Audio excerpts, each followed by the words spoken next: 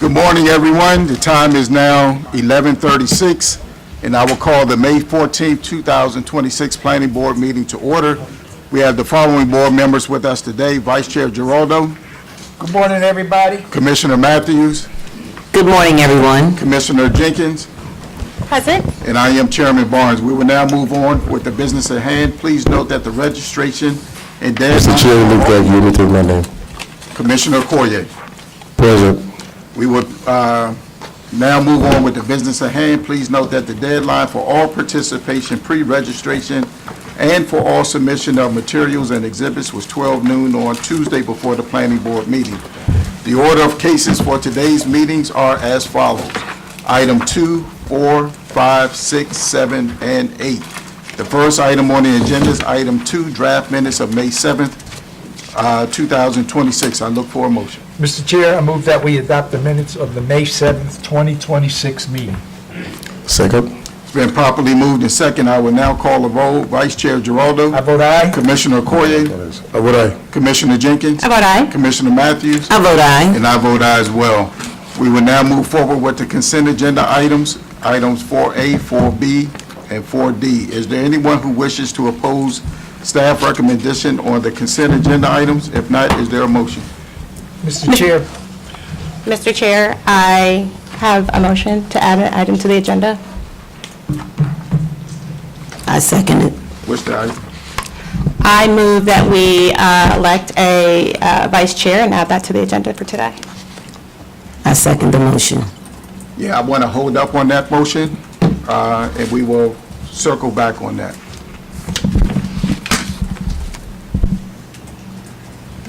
okay, read back to Is there anyone who wishes to opposes the staff recommendations on the consent agenda items? If not, is there a motion on the consent agenda items? Mr. Chair, after consideration of the record for the items on the consent agenda, I move that we adopt the findings of staff and approve items 4A, 4B, and 4D. We have, is there a second? Mr. Chair, I thought there was a motion. Is there a reason why we're not going with that motion? Yes, I don't want to put that on the table for today. Is there a reason? I don't want to put that on the table for today. As chairman, that's my prerogative. What is the issue? Is there a second on the consent agenda item?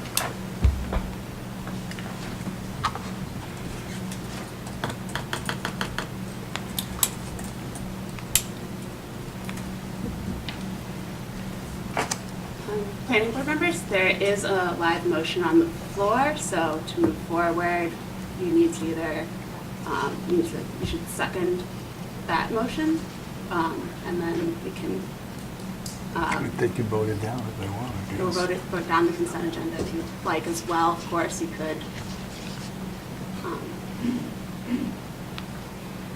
Which motion are you referencing? The consent agenda. The consent agenda. was moved first, correct? Or What was that? which was moved first? I apologize. The consent. No, I agenda? move, we moved and approved item 2.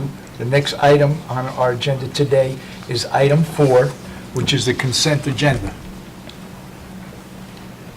So I move that we approve the consent agenda for 4A, 4B, and 4D, and we're looking for a second.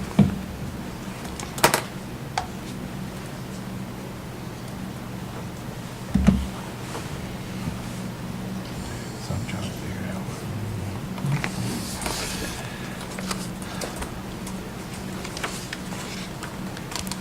Okay, this is a surprise to me. So let's take the two motions sequentially.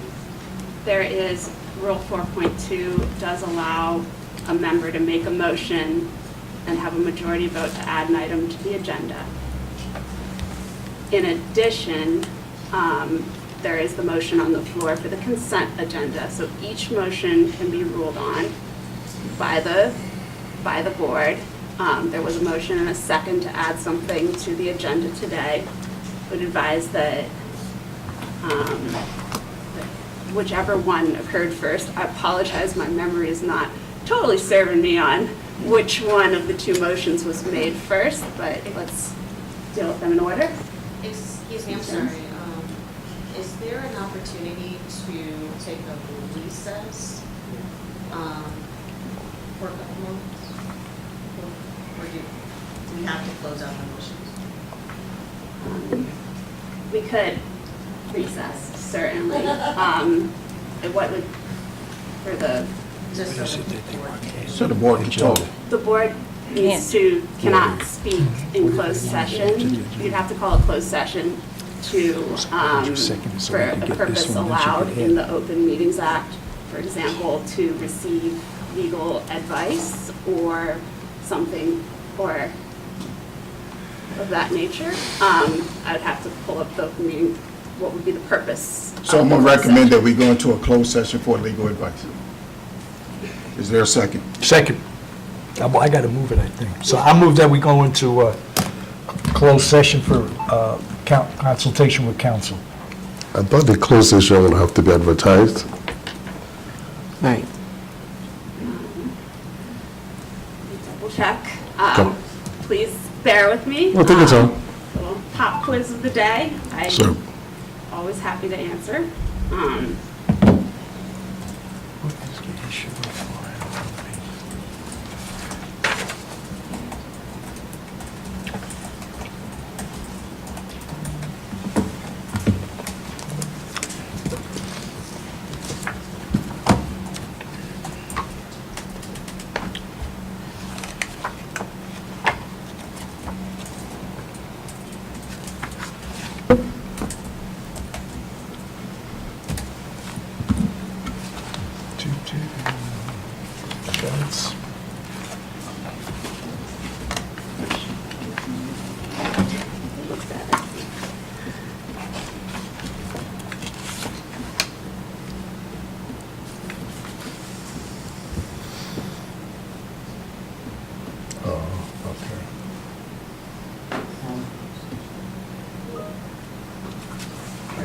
You can add a closed session for an unanticipated situation and consult with counsel. Yes. That's what I thought. Is there a second? What is going on?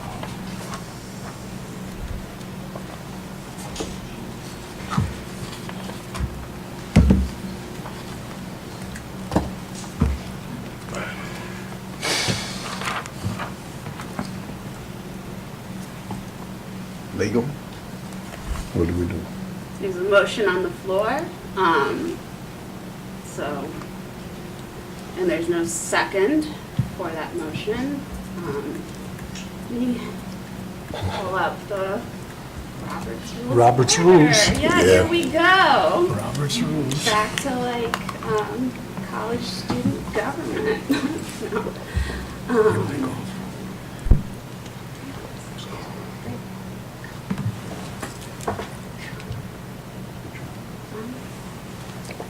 No. Oh.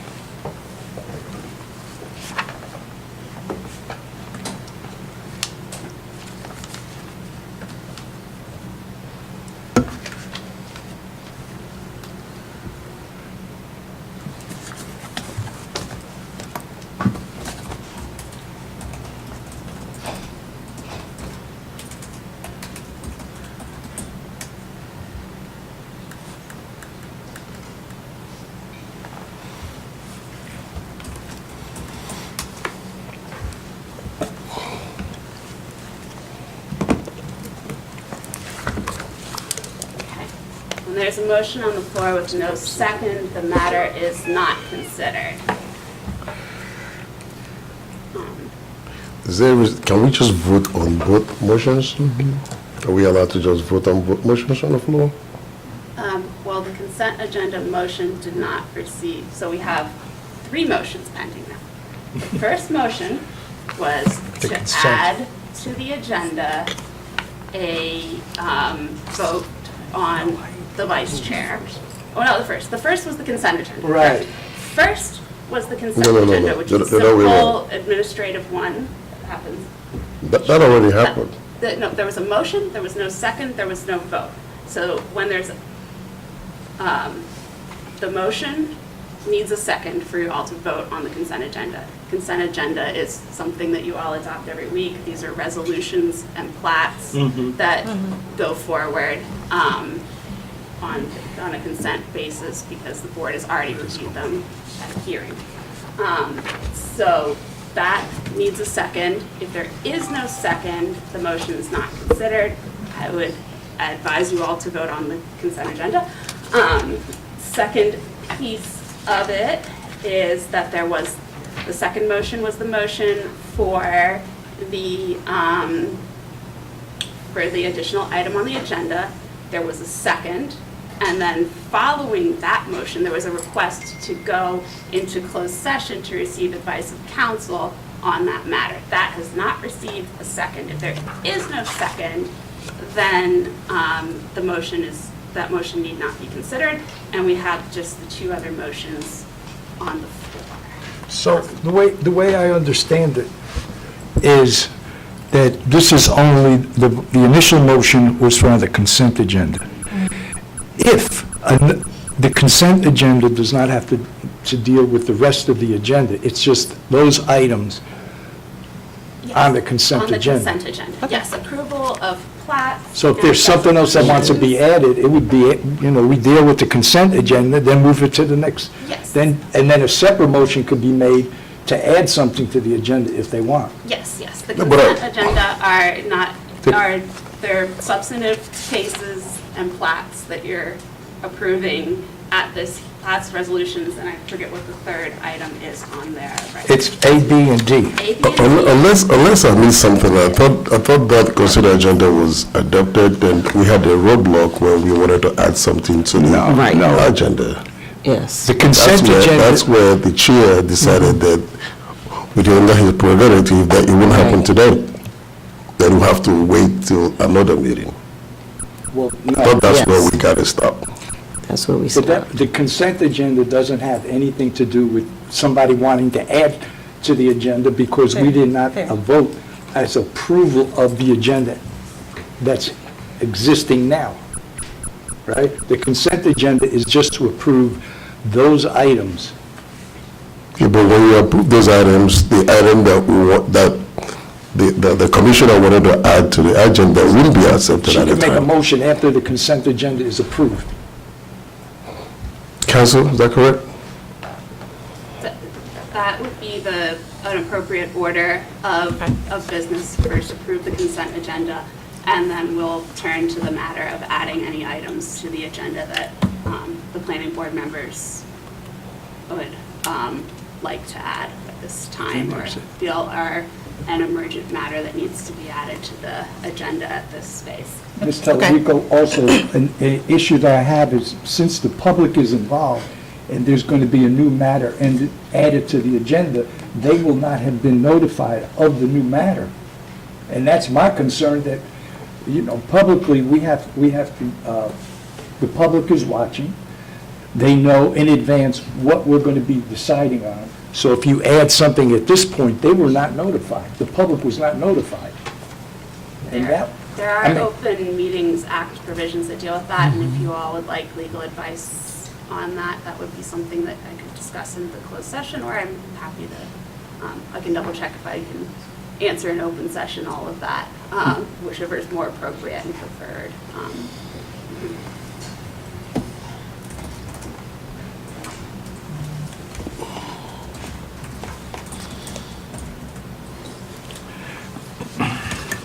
Okay, so Then I think we move forward and vote on the consent agenda. let's go step by step and see where we get.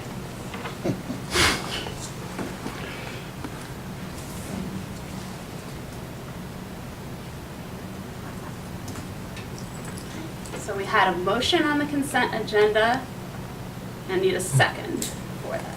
A second. It's been properly moved in second. I will now call the roll. Vice Chair Giraldo, vote aye. Commissioner Okoye, For that? Commissioner Jenkins, How about aye? Commissioner Matthews, I vote aye. and I vote aye as well. To answer Commissioner Giraldo's question on adding items to the agenda during the hearing. The Open Meetings Act generally provides that all the agenda should be finalized 24 hours in advance of the meeting to give public appropriate notice.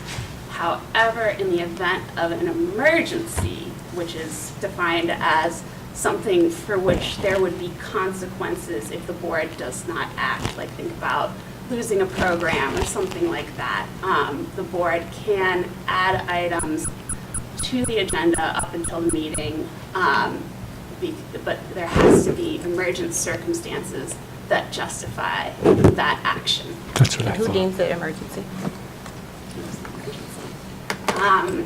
So there are criteria in, well, I'd have to look at do a little bit of research on the Open Meetings Act, but the Open Meetings Compliance Board, if there were a complaint, would make the ultimate decision as to that matter.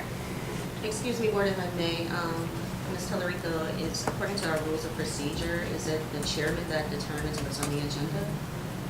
The chairman determines the agenda generally, however, board members, according to Rule 4.2, may move to add items, and if a majority agree to add an item, they may add an item.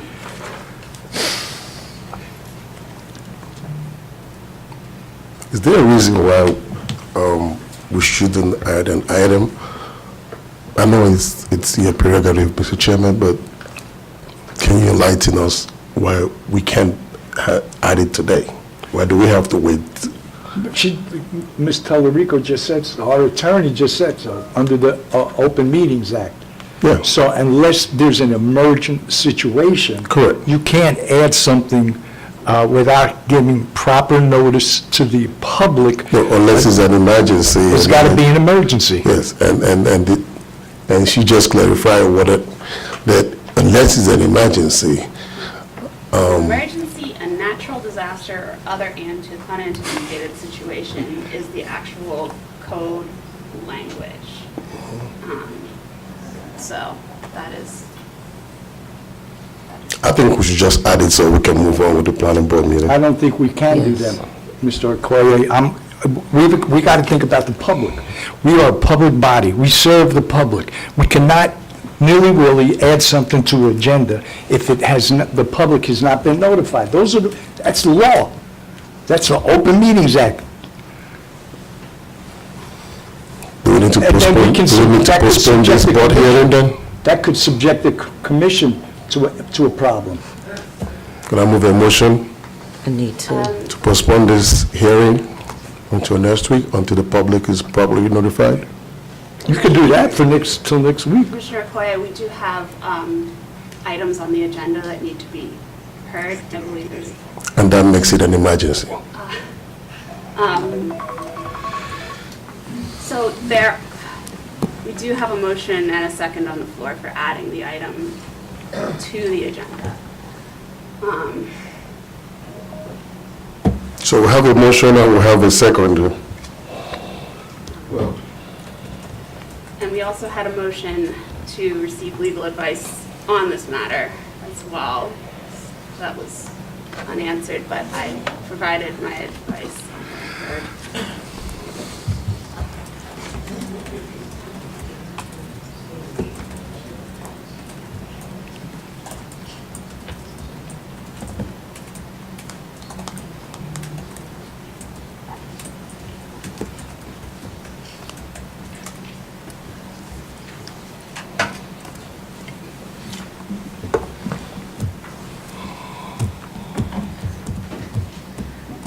Working on trying to figure out what the appropriate procedure going forward is at this phase. I do apologize for Take your the time. delay to deal with this unanticipated situation.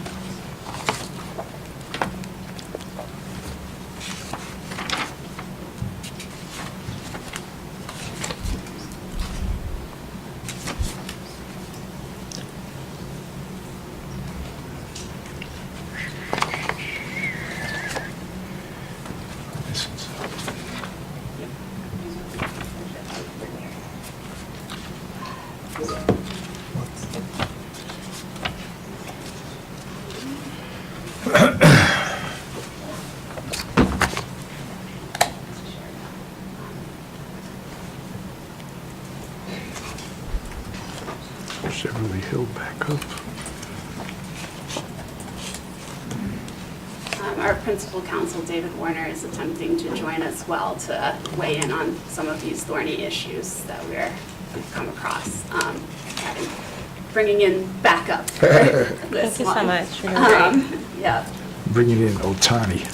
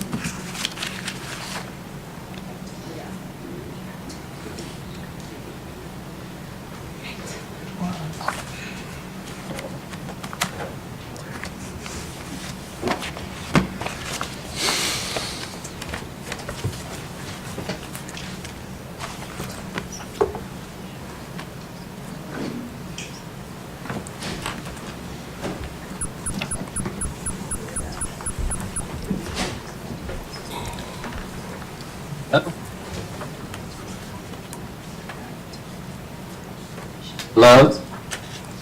We hear you, David. Okay. I only have a text from Flora, but is there currently a motion pending? Someone's made a motion and it's been seconded? Right, so I Yes. think there are a couple of things, David, Yes. that we need clarification on.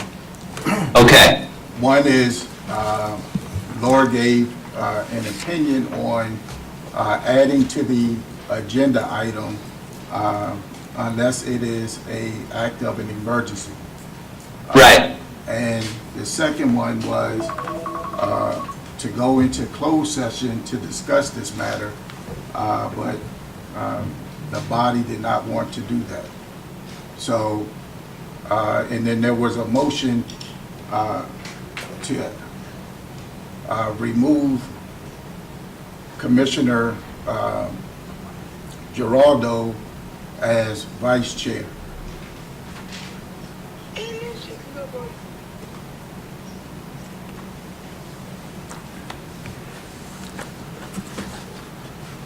David, that motion, Ms. Jenkins, Commissioner Jenkins made a motion to add an item to the agenda for Right. addition for decision on a vice chair.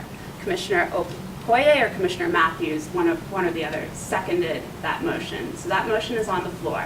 Subsequent to that motion, there was a motion to go into closed session to receive legal advice on that matter. But however, that motion did not receive a second. So the only pending motion on the floor currently is Commissioner Jenkins' motion, which was seconded by Commissioner Okoye. Can you read to me what the motion said? My motion was to elect a vice chair to the board. Well, her motion was to add An agenda item. to the agenda. Okay. I said no to that simply because of the Open Meetings Act, that we had to give the public time to weigh in on what we're adding to the agenda. Then there was the question of, could we do it now or should we wait? Laura gave the opinion that it could be done only in case of an emergency. Right. So we just wanted you to provide some clarification as to what should we be doing now, or how should we move forward? Right. So you're correct. The agenda gets posted 24 hours ahead of time so that the public knows what you're going to discuss. So David, There are- and I did move a motion to postpone this hearing today so we can adequately. No, wait, don't introduce another motion while a motion is pending. Okay. Okay, so we've got a motion pending to add an item to the agenda to elect a vice chair. That's what the motion said, right? Correct. Okay.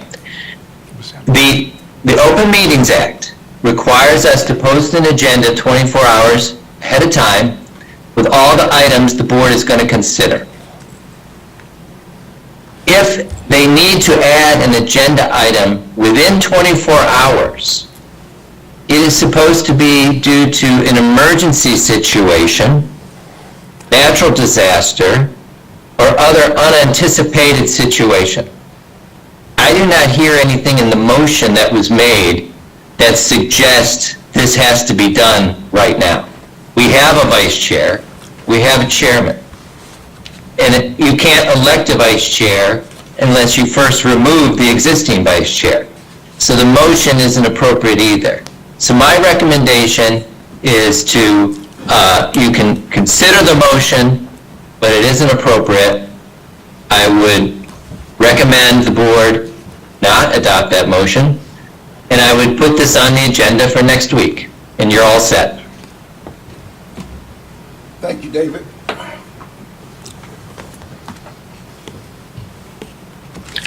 Are we prepared to move forward, or what is the pleasure of the board? I said, Mr. Chair, I say we move forward with the current agenda. We do have, the board does have to vote on Ms. Jenkins' motion that was seconded. Or the motion maker can withdraw it. Or the motion maker, yes, that is an option to withdraw it and place it on the agenda for next week. You've heard both Principal Counsel Warner's and my legal advice on the matter, which match up. However, the board move forward as they please. There's multiple options. So I'm clear, we can remove that motion, but is there a space where we could add another motion to remove the vice chair and then? The motion maker can withdraw the motion. You, Commissioner Jenkins, are the motion maker. And per Principal Counsel Warner's advice, you could add that to next week's agenda if you so chose, and that would meet the Open Meetings Act notice requirements for the agenda.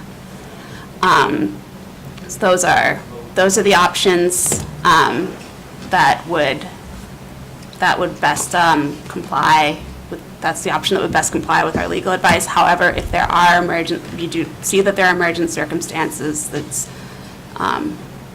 something to move forward on. However, the motion did not include those emergent circumstances, so. And they have to be included? Principal Counsel Warner, do you know, should the motion include the emergent circumstances? Or is that guidance, or is that just like a recommendation? But does it have to?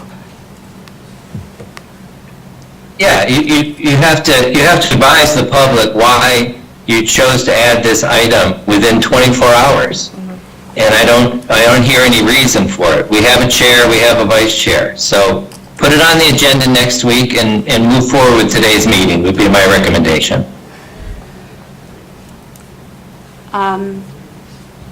Mr. Warner, for the record, should Ms. Jenkins make a motion to add it to the agenda next week, or can it just be added? Because Well, the chair again, generally has she withdrawn the current motion? She has I have not not. yet, so just want to. Okay, you got to withdraw the current motion, and then she can make a new motion to add this item to the agenda. It should be consideration of, election of a vice chair, whatever she wants to say. But yeah, just put it on the agenda for next week. Don't run the risk of violating the OMA for something like this. But I don't have to withdraw it, somebody can. Do I have Okay? Am I the only? As the motion maker, I'm you the only withdraw, one. yeah. That would be, or it goes to a vote, and you all would either vote it up or down together. I have a question. So what happens if she doesn't? What happens if she decides not to withdraw it? Do we still have a board hearing? If she decides not to withdraw the motion is on the floor and would need to be voted on. And then the board hearing would go forward according to the other items, with this one added, maybe to the end.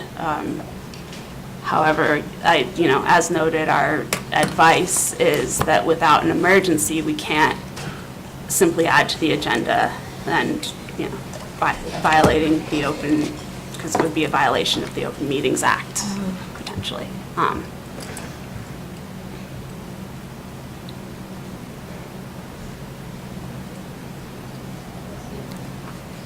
David, I have a question. Can you look in our rules and procedure book for 3.2? Can you look that up for us? Rule number 3.2B. What about it? Can you just give us clarification on that? In our rules and procedure book? Yeah, with regard to the vice chair, the board elects a vice chair who serves at the pleasure of the board. That current vice chair is Manny, Mr. Giraldo. And so, what's the question? So we can't move forward with Mrs. Jenkins' ask? Well, I would advise against it, but the board makes its own decisions, right? You know, if Ms. Jenkins wants to add this item to the agenda, we've advised that if she's going to, she needs to state in the motion why an unanticipated situation has arisen that needs to add this item to the agenda. I mean, that would be our recommendation as to why it needs to be added. Include that in the motion. But yes, the board ultimately decides what it does itself. We're not on the board, so And yep, you can do what you want. Commissioner Matthews, I might add to Mr. Warner's advice, is that we're dealing with two different documents here. You're looking at the Planning Board Rules of Procedure, which give you the power to elect your vice chair. However, we have another legal a body of law that we have to comply with, which is the State Open Meetings Act. And Mr. Warner's and my advice on this matter are based on the State Open Meetings Act. And that's the law that, you know, has the board has to be open to the public as to its business. And part of being open to the public is publishing the agenda in advance so that members of the public who may wish to either view the meeting, participate in the meeting, they may have comments, can come in and provide those comments, review the meetings. It's kind of they call them sunshine laws in other states because we're supposed to, you know, shine the sunshine down on the public actions. So it's two separate documents that we're dealing with. You may have the power to do something, but how you do it, how you place it on your agenda also matters, and there's just two intersecting things going on here that we have to comply with both of them, of course. Can you let me know where in the law or procedures where it says that I have to state the emergency in my motion?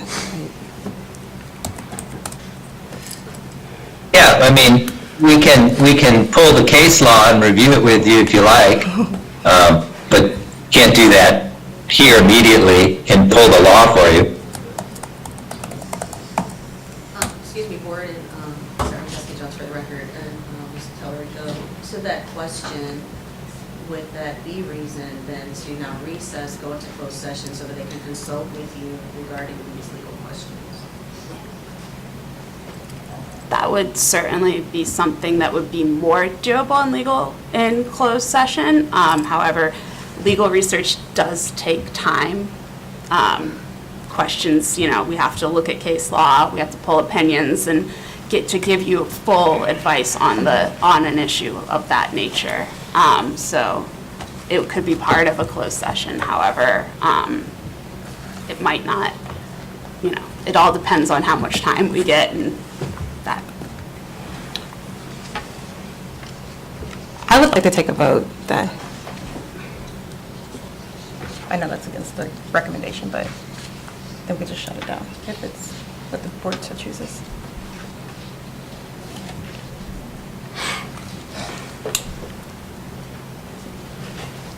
If the motion and second is already on the record, can we move forward? I believe so, but I defer to Principal Counsel Warner on, you know, what's next.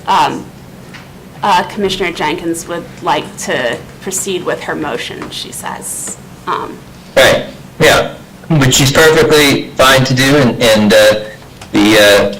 if she's made the motion and it's been second, the vote should be called if all discussion's There's no further discussion. So what is your motion, Okay. Commissioner Jenkins? I vote to add to the agenda an election for vice chair. It's been properly moved and second. I will call the roll. Vice Chair Giraldo? Vote no. Commissioner Okoye? I vote aye. Commissioner Jenkins? How about aye? Commissioner Matthews? I vote aye. And I vote aye. I vote no as well, simply because of the state law and the Open Meetings Act. Being that we would be in violation, and I want to make sure that I am on record for not agreeing with that, and that my fellow commissioners, Okoye, Jenkins, and Matthews are.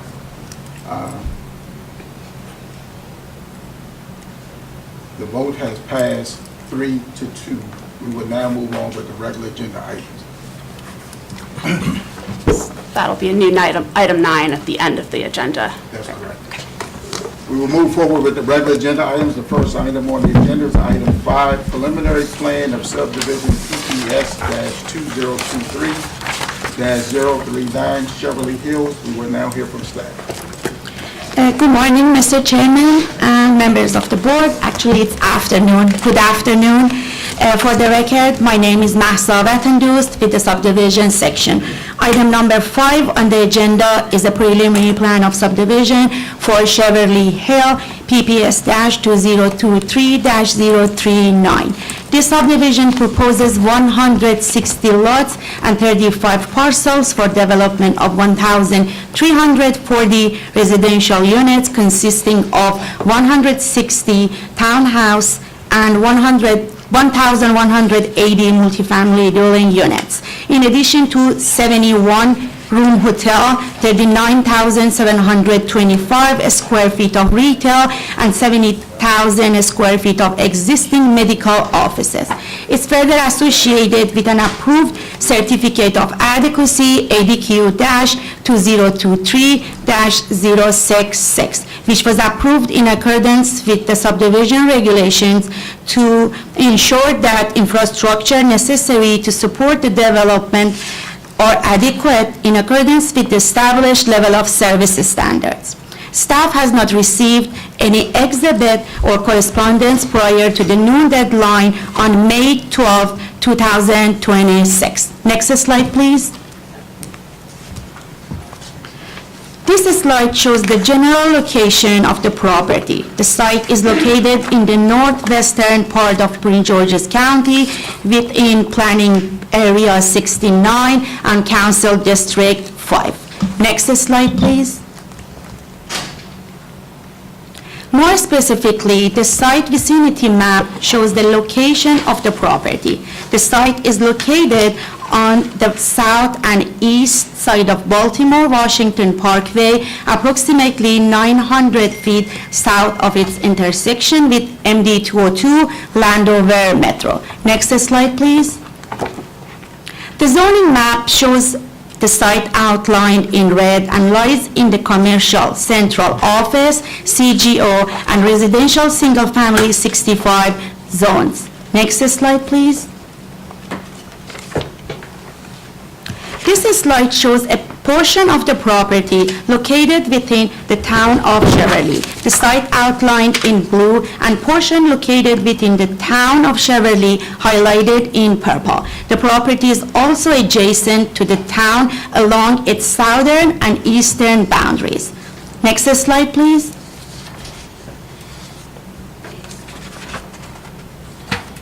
This site map shows the site outlined in purple and indicates the topography on the site.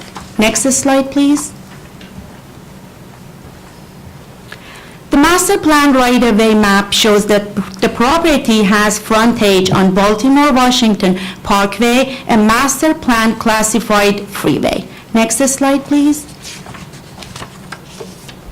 This photo shows another view of the site from an aerial perspective. The site is bounded to the north and west by public right-of-way of Washington Park Baltimore-Washington Parkway, and the property is currently improved with the former Prince George's Hospital Center, medical office buildings, and associated parkings. Approximately 70,000 square feet of the existing development will remain, while the remainder of the site will be raised to accommodate the proposed development. Next slide, please. This slide shows the layout of the proposed lots and parcels for residential, commercial, office, and hotel development. The boundary of the proposed subdivision as well as the proposed lots and parcels are outlined in red. The townhouse lots are highlighted in red light, and the existing public right-of-way for the Baltimore-Washington Parkway is highlighted in light blue.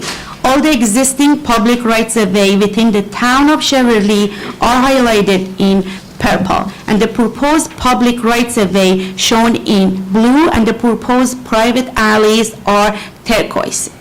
The preliminary plan proposes for access from existing rights-of-way, Pepsi Place, Hospital Drive, as well as Inwood Street and Lockwood Drive, which connect the site to the town of Cheverly roadway network. Public roads are proposed to extend from these access points through the subdivision, with some segments following the existing alignments and being modified to meet public road standards. Public alleys are also proposed to provide primary vehicular access to the townhouse portions of the development. Next slide, please. This slide shows the Type 1 tree conservation plan. The woodland conservation requirement is proposed to be met through on-site preservation, afforestation, and reforestation. The proposed on-site woodland preservation highlighted in orange and reforestation area highlighted in yellow and woodland afforestation in green.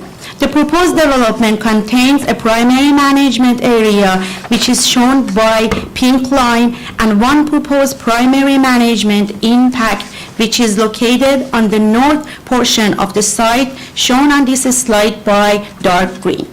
The applicant has requested a variance from Section 25-122B1G of the Prince George's County Code for the removal of 9 specimen trees on the site, which are identified on this slide by green circles and red cross. This variance request is supported by required findings for approval and discussed further in the environmental findings on pages 30 through 34 of the technical staff report. Next slide, please. This slide depicts the open space set aside exhibit showing the proposed open space and active open space areas. The open space areas are highlighted in green. Active open space areas are highlighted in hatched green. The proposed development meets the requirement for open space set aside as further discussed in the staff analysis on page 37 of the technical staff report. The applicant proposed to develop the site in 5 phases as shown on this slide, and the preliminary plan includes recreational amenities for future residents within each phase, including recreational facilities in multifamily buildings, a dog park, a playground for children, large seating areas, and off-street hiker-biker trail. These amenities provide a variety of active and passive recreation options for residents and visitors. Next slide, please.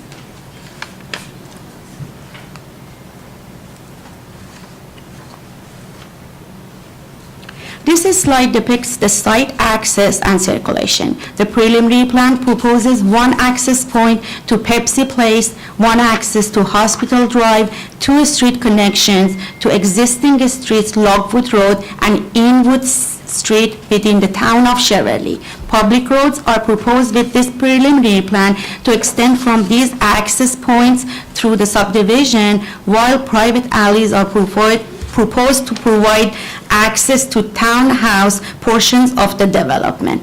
Next slide, please. Section 24-4205 of the subdivision regulations set forth the standard requirements for public utility easement. Requires all private public roads to have a PUE at least 10 feet in width. The applicant requested a variation request from this requirement for omission of the standard 10-foot wide public utility easement along portions of the frontage of Baltimore-Washington Parkway and some proposed public roads. This slide shows the area with the proposed PUE, which is shown in green line, and the areas with the requested variation in red line. This variation request is supported by required findings for approval and discussed further in the finding 8 regarding the public utility easements on pages 18 through 22 of the technical staff report. Next slide, please. The proposed development is subject to the lot depth requirements of Section 24-4102C of the subdivision regulations. Baltimore-Washington Parkway is a freeway abutting the property to the north and west, and the preliminary plan demonstrates that not all the lots and parcels meet the minimum 300 lot depth requirement, which is aimed at to ensure appropriate mitigation from adverse traffic impacts to residential lots and parcels. This slide shows that 300 feet lot depth requirement in light blue line and all the other lots and parcels not meeting this requirement in light orange. This variation request is supported by required finding for approval and discussed further in the finding 12 on pages 40 through 43 of the technical staff report, and these lots will also be subject to noise mitigation standards. Next slide, please. Since Baltimore-Washington Parkway is a freeway, which is a classification of roadway known as a noise generator, the applicant provided a noise study analyzing whether any noise mitigation would be needed for the subject property. This slide and next slide show unmitigated noise contours at daytime and nighttime for ground and upper levels. Next slide. You can skip this. Next slide, please. We can, please come back to the, yes. Yes, thank you. The noise study shows that residential lots and parcels that will be impacted above the acceptable noise levels, but these impacts may be mitigated through building materials, which shall be detailed at the time of the site plan submittal. The requirement for a phase 2 noise study with appropriate noise mitigation is included in the recommended conditions in the technical staff report. Next slide, please.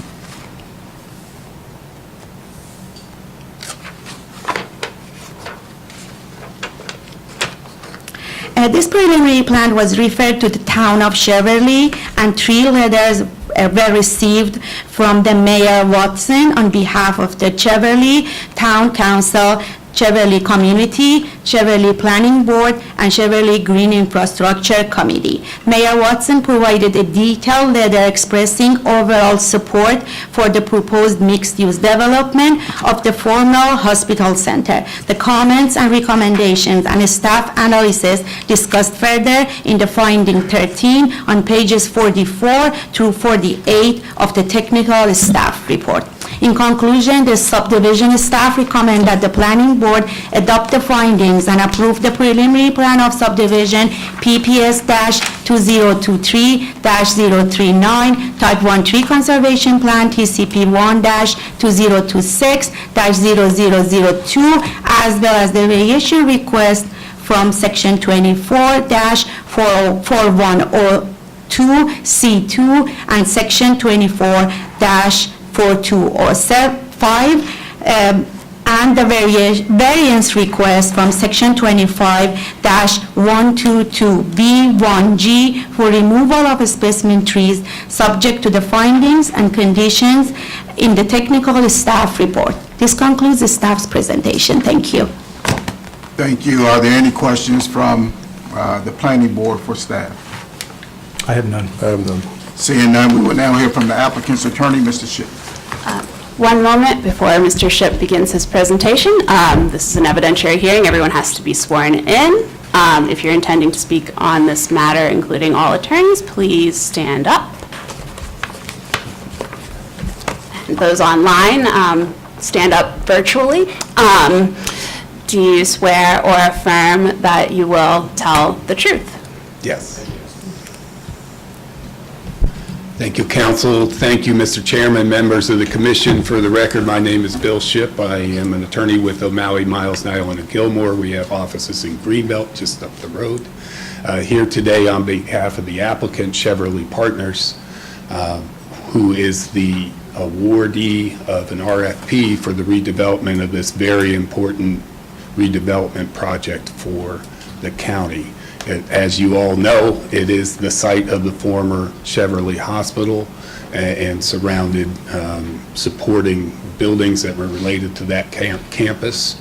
And in accordance with recommendations of the master plan and various other studies that have been done, we have embarked on a plan that will redevelop this site as a mixed-use development and really a major economic development project for the county. We're pleased to be here today. I have with me one of the representatives of Chevrolet Partners who's going to give a very brief overview of kind of the vision of the project. And then if I could, I'd like to reserve a little time just to address the application, although I expect it will be a very short comments on my behalf. Teddy Swift is going to come up, and he has signed up to speak. Thank you. Thank you. My name is Teddy Swift with Urban Atlantic Development. We are one of the development partners that makes up Chevrolet Partners. I first wanted to start and just thank the board for having us today. Thank Park and Planning staff for working with us throughout this process. Obviously, it's a very large, very complicated site, done over phases with both existing and new infrastructure. A lot of moving pieces related to theirs. So we really thank their tireless work, in getting us to this point, and really excited to move forward. I also want to take the time to thank our public partners on this deal. The land is still owned by the Redevelopment Authority of Prince George's County. We have very much enjoyed and valued our partnership with them. They've been fantastic public partners supporting us throughout the process, and also the town of Chevrolet themselves. We know that this site is a large change for the town. The development of the site is a large change for the town. It is immediately adjacent. It's by far the largest development that's happened there. And they have been, gracious hosts, and we have very much enjoyed hearing what they're looking for out of the site and trying to deliver that. Just very briefly, going back to the RFP submission, what we really tried to do was make this development that is responsive to what the town of Chevrolet was looking for, what Prince George's County was looking for, what the Redevelopment Authority was looking for. And that is creating green spaces, creating public spaces, creating fantastic opportunities for local high-quality retailers to come in and operate out of the site, and then create special moments in this little corner of Prince George's County. For anyone who's been to the site or seen it, the existing bed tower is a 10-story building right there, and from the top you have 360 panoramic views of the surrounding area. It's truly the best views you can get anywhere in the area, and we're really excited to bring spaces like that open to the public and create really a celebration of Prince George's County. And then lastly, want to say, really have enjoyed the support of the county executive throughout the life of the project. Along with the RDA, our team has been able to raise over $20 million of state grant funding that we have already put to work to start the demolition on site, to make sure that we are accelerating the timeline and bringing this incredible space as quickly as possible. And with that, I'll hand it back to Bill.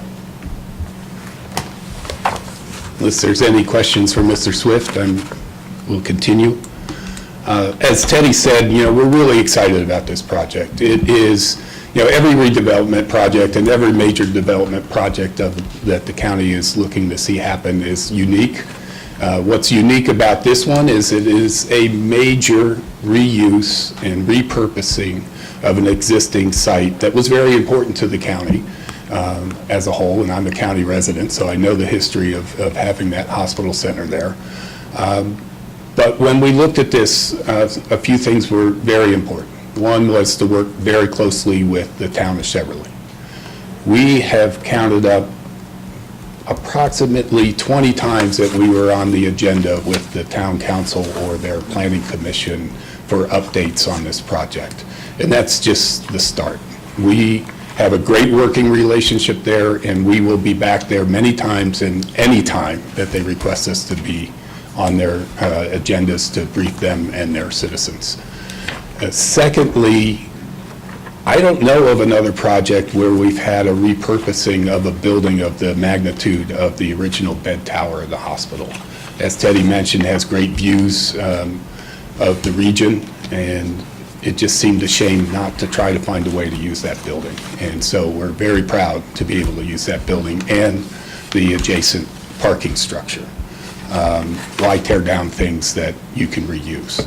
Secondly, or thirdly, there is an existing road network that exists there that is a public street serving not just this site but beyond. You may hear from a representative from PepsiCo. They use that road, Hospital Drive. We are aware that we are part of a network of roads. And so that helped define where the building envelopes were and the space to be developed here. I want to take a moment to say that I really appreciate the assistance of staff. Masa has been our point person, and it hasn't always been easy because it's very complicated. And so we appreciate her patience with us as we try to work through questions that staff has had. We've tried to be thorough, and we've tried to do it in a very transparent way. The other thing I will say is that we're hoping to get past this stage and then get back on our meetings to come to you again in the very near future with a detailed site plan for the first phase. At that point, I anticipate we'll give you more of what you might call the pretty pictures of what this project may end up looking like. At the preliminary plan stage, we're talking about lot layouts, not too sexy, but very important for us to get to the next phase. In reviewing the staff report and the recommendations, we only really have one minor comment. And that is regarding condition 1F, which deals with adjusting the boundaries of parcels 13, I'm sorry, parcel E and parcel F to create and label a new parcel as it reads now for conveyance to the town of Cheverly. The only thing that we're asking to add is the word potential conveyance to the town of Cheverly, and I'll explain that in a minute. When we sent that over to staff, an additional suggestion from staff was that in the event that the new parcel is not conveyed to the town of Cheverly, the new parcel shall be conveyed to a community association for the project. I've had discussions with the mayor, who is here in the audience today. He doesn't see any reason why they won't want to take this parcel, but at the time we were reviewing that, I didn't know of any final agreement on that. There's things, the property has to be walked, there's invasive species, there's maintenance questions, and it's part of our tree conservation requirements. The important point is it's subject to restriction for tree conservation. It's not going to get built. It's going to be a green areas buffer. We hope and intend that it will be conveyed to the town, but I didn't want a condition that said it was mandatory, although you might read that condition as not being mandatory, and if you clarify that on the record, it might resolve the question. But we just wanted to make sure, we're not quite there on the, this project's early, but our intention is to convey that, and the town's intention as expressed by the mayor is to accept it. So I asked for the insertion of the word potential before conveyance, and then I believe staff, with the additional language that they suggested, is in agreement with this request. Mr. Chairman, I don't know if you want to check with staff now or after I'm done. No. We are in agreement. Fair enough. Yes. Okay. So we have a whole team of consultants here. We could spend a lot of time talking, but we're in full agreement with staff and the recommendations with that one modification. Again, we're very excited to get this project going. It is a major mixed-use project, and it's very complicated, but we're ready to go to the next step and say on the record here, that next step will include many meetings with the town of Cheverly and the folks there. We know we're right on their doorstep, and we're going to continue talking with them and anybody else who reaches out to us from the community. We're committed to that. So if there's any questions, if there's anything I've left out, otherwise, I would respectfully request approval by the board for this application, including the variances, the variations, and the TCP as noted in your agenda. And of course, I would incorporate all of the matters that are in the record with the backup packet. Thank you, Mr. Chair. Are there any questions for Mr. Shipp? I have one question, and I'm sorry, it's for Mr. Swift, I'm sorry. And it's regarding the comment you made about the $20 million in the state grant. Yep. And just wanting to learn a little bit more about what that entails and like how you can use those funds. Yeah, so that is expressly for demolition of the existing buildings and new infrastructure there. So, big project like this, very difficult to get off the ground with the amount of new infrastructure and demolition. Those help really catalyze development and able to bring in more private financing, having those dollars early on. Yeah, absolutely. And is there a timeline for using that grant? So we have already spent around $7 million of it for the demolition, so we're making very good progress, and then the remainder, whatever the balance is going to be rolled into the infrastructure improvements when we get there. Awesome, thank you. Of course.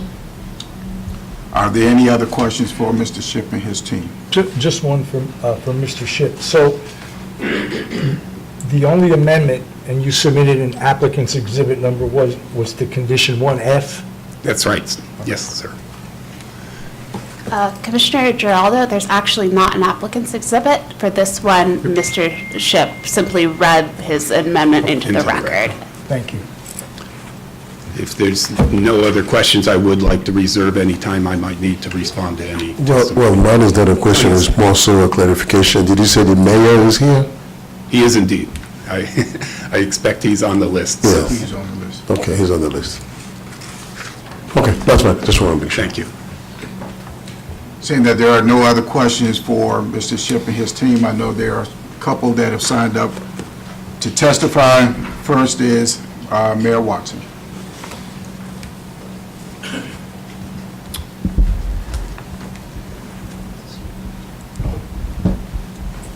Thank you, Mr. Chairman and members of the board. I'm Michael Watson. I'm the mayor of the town of Cheverly.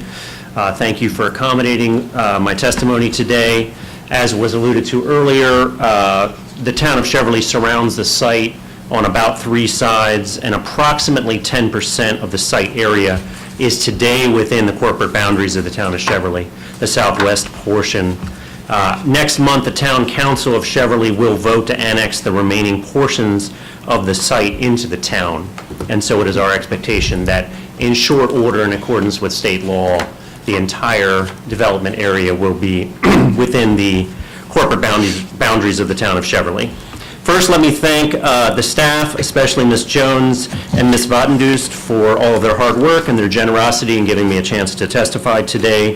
The development team has been a tremendous partner, and I want to echo their willingness to work with the town in all aspects of the project.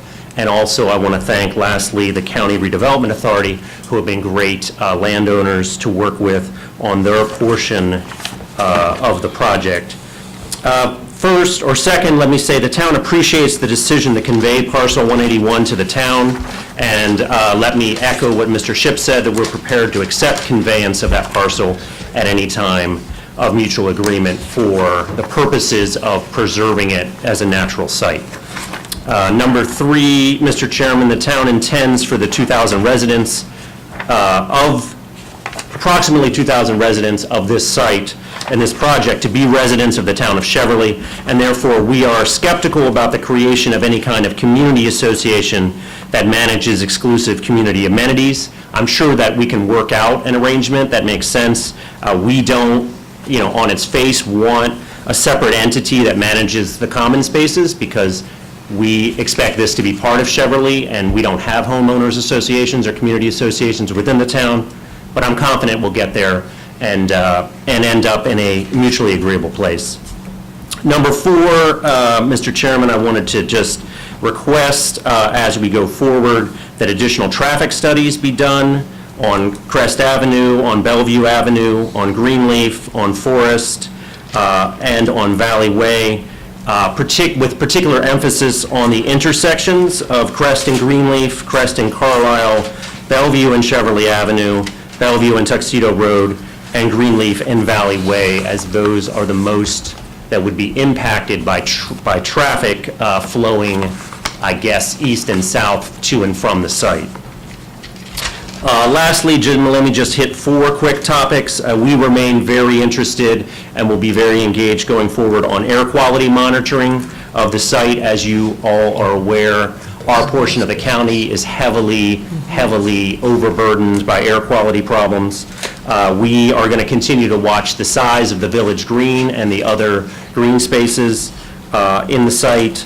We are very interested in having bus shelters on the site as a minor point.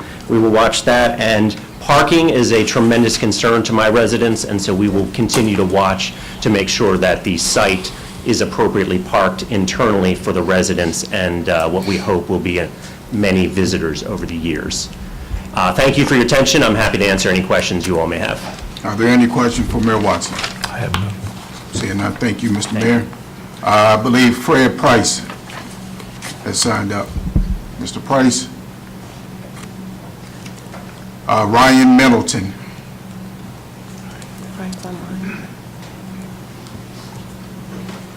Good afternoon, can you hear me? Yes, sir, you have 2 minutes. I appreciate it. Good afternoon, Mr. Chair, Vice Chair, and Commissioners. It's a pleasure to be with you all today. My name is Ryan Middleton. I serve as the Government Affairs Senior Manager for PepsiCo. Since 1961, the Chevrolet bottling plant has operated as part of PepsiCo's global supply chain, delivering our signature beverages to families both in Maryland and throughout the region. Our plant also employs more than 200 people who live and work in the area. Now, we are not here for or against the redevelopment of the Cheverly Hill area. Our interest is merely to ensure long-established industrial operations continue to function safely and efficiently as the area grows. We aim to continue to be good neighbors to our surrounding community. Now, regarding the traffic study, it confirms that the Lytle Road and the Pepsi Place intersection will continue to operate at acceptable levels of service after full build-out, provided basic queue management measures are implemented. Now, Pepsi Place serves heavy trucks on fixed delivery schedules. Ensuring queues do not block the intersection is essential for both safety and economic continuity. Consequently, we recommend do not block intersection signage at Pepsi Place to avoid preventable operational conflicts. Now, while the traffic study's long-term analysis is solid, day-to-day access during construction is equally important. A clear construction traffic management plan will prevent unintended disruptions. The traffic study also shows improvements at the Maryland 295 ramps are necessary to keep traffic functioning. Time of delivery of those improvements is critical for freight-dependent businesses like ours. Recently, the Chevrolet plant also experienced power disruptions under current utility management. As a facility that operates 24 hours per day, any such disruptions can cause significant downstream effects on production and delivery schedules. We would just like to know how grid integrity will be maintained. We would also request clarity on whether water supply or quality will be affected during construction. And finally, given that demolitions frequently yield increases in pest activity, we'd like to know if there are any pest mitigation strategies underway to protect both the industrial and residential occupants of the area. Now, I'd like to thank the Prince George's Planning Board for allowing me to share some of these concerns for the record. PepsiCo welcomes any further opportunities to be a part of the conversation to ensure that our concerns and others are also considered. Thank you all. Thank you. It was also good to see you, my friend. Good to see you, sir. Yep. We have one in opposition, Mr. James Smesky.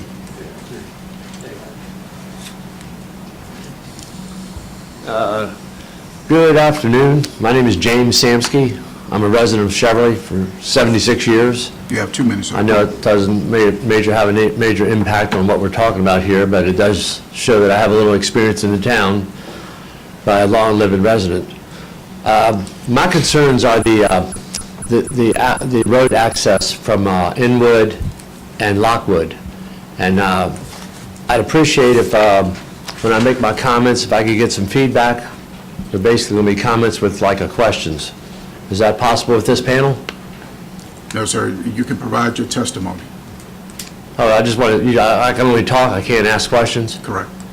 Okay, well then my concerns are, in the town, the mayor spoke that, that's not, we don't pay HOA. We do pay taxes though. There is a town tax there. And that's something that doesn't need to be changed as far as I'm concerned. But anyway, my concerns are the impact of the roads being opened on Inwood and Lockwood. Those two streets are very narrow. I mean, I know it's been mentioned in some of the reviews on the planning, but those streets measure 27 feet wide. And with cars parked on both sides, you cannot travel both ways, two cars, and meet each other and pass.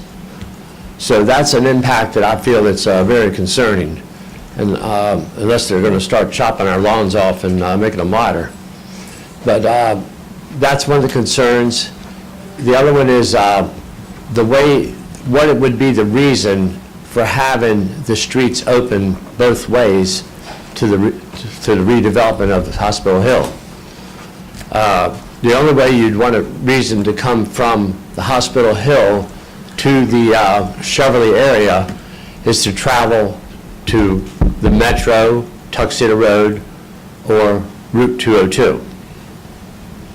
So that's one of my concerns. And to exit the town of Cheverly Mr. Samsky, I'm going to ask that you summarize your testimony. Summarize is that I'm trying to explain to you the impact that the opening the roads have that's not being mentioned. And if you don't have the impact of what it's doing, then I just casually say I don't want them open. That's not going to be anything of concern to anybody. I want to show the reason why. And that's why I'm here to tell you. And I appreciate Can I continue or what? No, sir, your time is up. My time, what, I mean, I have 2 minutes? Yes, sir. You didn't say that. I did say that. When did you say it? Before you start speaking. I didn't hear you. Yep. Can't extend it? No, sir. Oh, so in other words, you don't want to hear what I have to say. And let me just also say that the ADQ has been approved, so we really don't have any more mechanism to approve any other traffic studies on this particular project. But your testimony and everything that you have been talking about has been duly noted. And I think if you have any other questions or concerns, Mr. Shipp is right here that you can talk to him and his team behind him. Okay. Thank you, sir. Thank you. All right. Mr. Shipp. Thank you, Mr. Chair, members of the board. Just to summarize very quickly, as you can tell from the mayor's comments, they're heavily involved, and we understand the concerns of the town, and we continue to work with them every step of the way. And I'm sure we will work on all the issues that he raised and don't have issue with him bringing them up at all. The technical point I'd like to make, which kind of just came up, which is that the ADQ is approved for the requirements for meeting adequacy public facilities. The two connecting roads are not part of the adequacy requirement. I will say that I fully understand Mr. Samsky's position. He's made it at the town meetings as well. And we have been on record with the town from the beginning saying, especially if the town annexes the property, they will control those roads. They can make the decision about how to restrict that with traffic calming or any other measures. We will do whatever the town wants to do, But from a plan standpoint, we have to show the connections because the connection is there. I will tell you, it's very important to us to have that connection. We hope to have the connection because we're building retail in this new center. And as everybody knows, sticks and bricks retail is a difficult thing today. And we don't want to do anything that would discourage circulation from people who want to visit the retail. We envision this, assuming the annexation goes as planned and goes forward, we will be part of Cheverly. And so to us, the connections make some sense, but ultimately, it's the town's decision once they control the roads. As far as my friend Mr. Middleton's comments, I did speak with him yesterday. I think he did a good job of representing his client and stating their concerns, and we heard them, and we perfectly we intend to fully sit down and talk with them along the way. I told him as we get closer to construction, those issues that he have about operations and impacts, we would coordinate with him. So I have no doubt that we will have meetings with Pepsi. Again, most of the things he raised were more about ensuring that very important business is vital and keeping in full operation, and that would be our intention too. Very good. So I have no other comments. I appreciate your time. I'm here for any questions, and my team is here as well. Are there any other questions for Mr. Shipp? Seeing none, is there a motion? Mr. Chair, I move that we adopt the findings of staff and approve PPS 2023-039 and TCP 1-2026-0002, as well as variations from Section 24-4102C2 and 24-4205, and a variance from Section 25-122B1G, subject to the conditions recommended in the technical staff report, with amendments to conform 1F as read into the record by applicant's attorney. Mr. Chair, I second the motion. It's been properly moved and second. I will now call the roll. Vice Chair Giraldo. I vote aye. Commissioner Okoye. I vote aye. Commissioner Jenkins. I vote aye. Commissioner Matthews. I vote aye. And Mr. Shipp, I vote aye as well. You all have a great day. The next item on the agenda is item number 6, detailed site plan, DSP-2025-0024, Landover Metro, and we will now hear from Ms. Sun. Good afternoon, Mr. Chairman and members of the Planning Board. For the record, I'm Meng Sun with the Urban Design Section. Item number 6 is detailed site plan DSP-2025-0024 for Landover Metro. The detailed site plan is for the development of 260 multifamily dwelling units with associated infrastructure and amenities. This property is located within the local transit-oriented core zone. However, the case is being reviewed under the prior zoning ordinance. Under prior zoning ordinance, the property was designated within the light industrial zone. The property is located on the north side of the old Landover Road, approximately 175 feet west of its intersection with Penny Drive. As a matter of housekeeping, staff received applicant Exhibit 1 prior to Tuesday noon deadline. Applicant Exhibit 1 outlines the revised Condition 1F and 2A proposed by the applicant, which are minor and for clarification purposes, and staff are in agreement with. Based on evaluation and analysis, urban design staff recommend that the planning board adopt the findings of this report and approve detailed site plan DSP-2025-0024 and type 2 tree conservation plan TCP2-2026-0019, subject to the recommended conditions approval within the technical staff report as modified by the applicant's Exhibit 1. This concludes staff's presentation. Thank you. Are there any questions from the planning board for Ms. Sun? Seeing none, we will now hear from the applicant's attorney, Mr. Howell. This is once again an evidentiary hearing, so all those intending to speak on this matter, please stand up.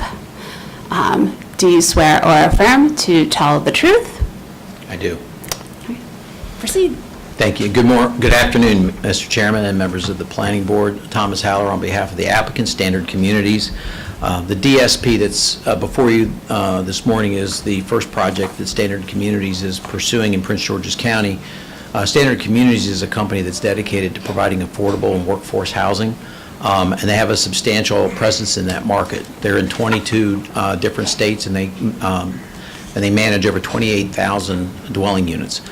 They have a substantial presence in the DMV, but this is the first project in Prince George's County. The property that is before you today is an 8.5-acre property. Approximately 5 1/3 of that is under private ownership, and the remainder of it is owned by WMATA. The property is immediately next to the Landover Metro Station. And it has been, while that's a great location, it has been a challenge to develop. And the reason it has been a challenge to develop is that the vast majority of the property is impacted by the 100-year floodplain. It's not floodplain that's associated per se with a overflowing river. It has to do with a pipe under 202 that is undersized. And there is a concern that if there's a blockage in a major rainstorm, the water could back up onto the property. Several people have looked at this property and have tried for years to try to resolve this issue, and Standard has been the first one who has been able to do that. The reason that they've been able to solve the problem is that they reached out to WMATA to acquire some of their land and to partner with them in order to create a solution that works for everybody. But it's literally taken years for us to be able to get to this point. The primary challenge with developing the property, given those conditions, is that under the regulations of the Department of Permitting, Inspections, and Enforcement, properties that are in the floodplain must demonstrate what's called dry passage, meaning that there has to be a mechanism for emergency vehicles to access the property in the event of a flood, or for people to exit the property. The problem is that the flooding problem that impacts this particular property also puts the only road that the property has frontage on, which is Old Landover Road, in the floodplain. It also puts Pensy Drive in the floodplain. It essentially landlocks this property and as well as the Metro Station parking lot. And so there are three things that the applicant has done with the addition of the property from WMATA to address that issue. The first is that access to this property will not come from Old Landover Road, but will in fact come from the driveway accessing the Metro Station parking lot. The use of that easement was approved by the planning board when we were before you for the subdivision back in November. And so the residents of this project will literally be 750 feet from the platform of the Metro, be able to walk out their front door, go right down the sidewalks and access the Metro Station. So it's a great solution for immediate access to the Metro Station. The second thing that they're doing is that they're building the building above the floodplain.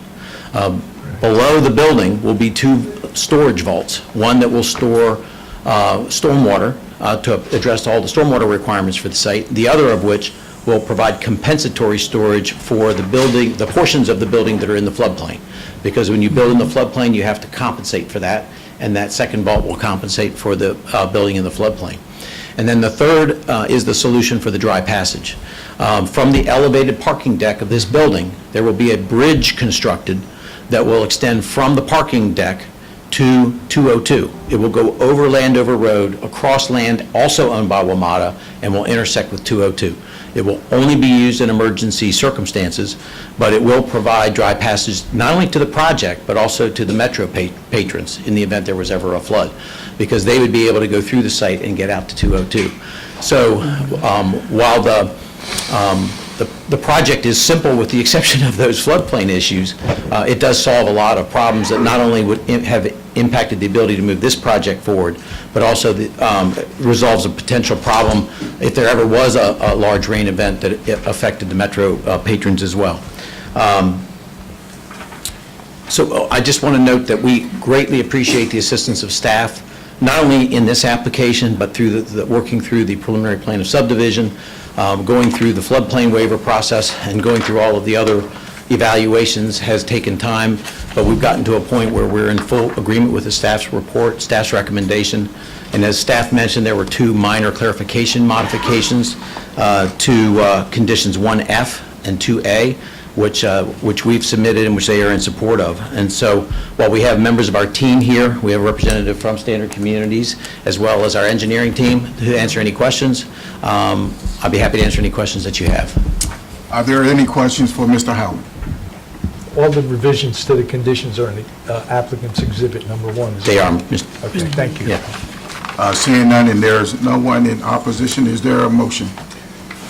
Mr. Chair, I move that we adopt the findings of staff and approve DSP 2025-0024 and TCP 2-2026-0019, subject to the conditions recommended by the technical staff report and is further amended by applicant's exhibit number 1.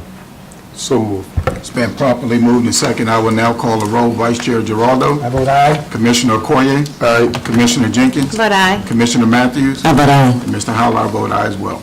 Thank you all. You all have a great day. The time is now 1:01. I will call a 10-minute recess, and we will come back.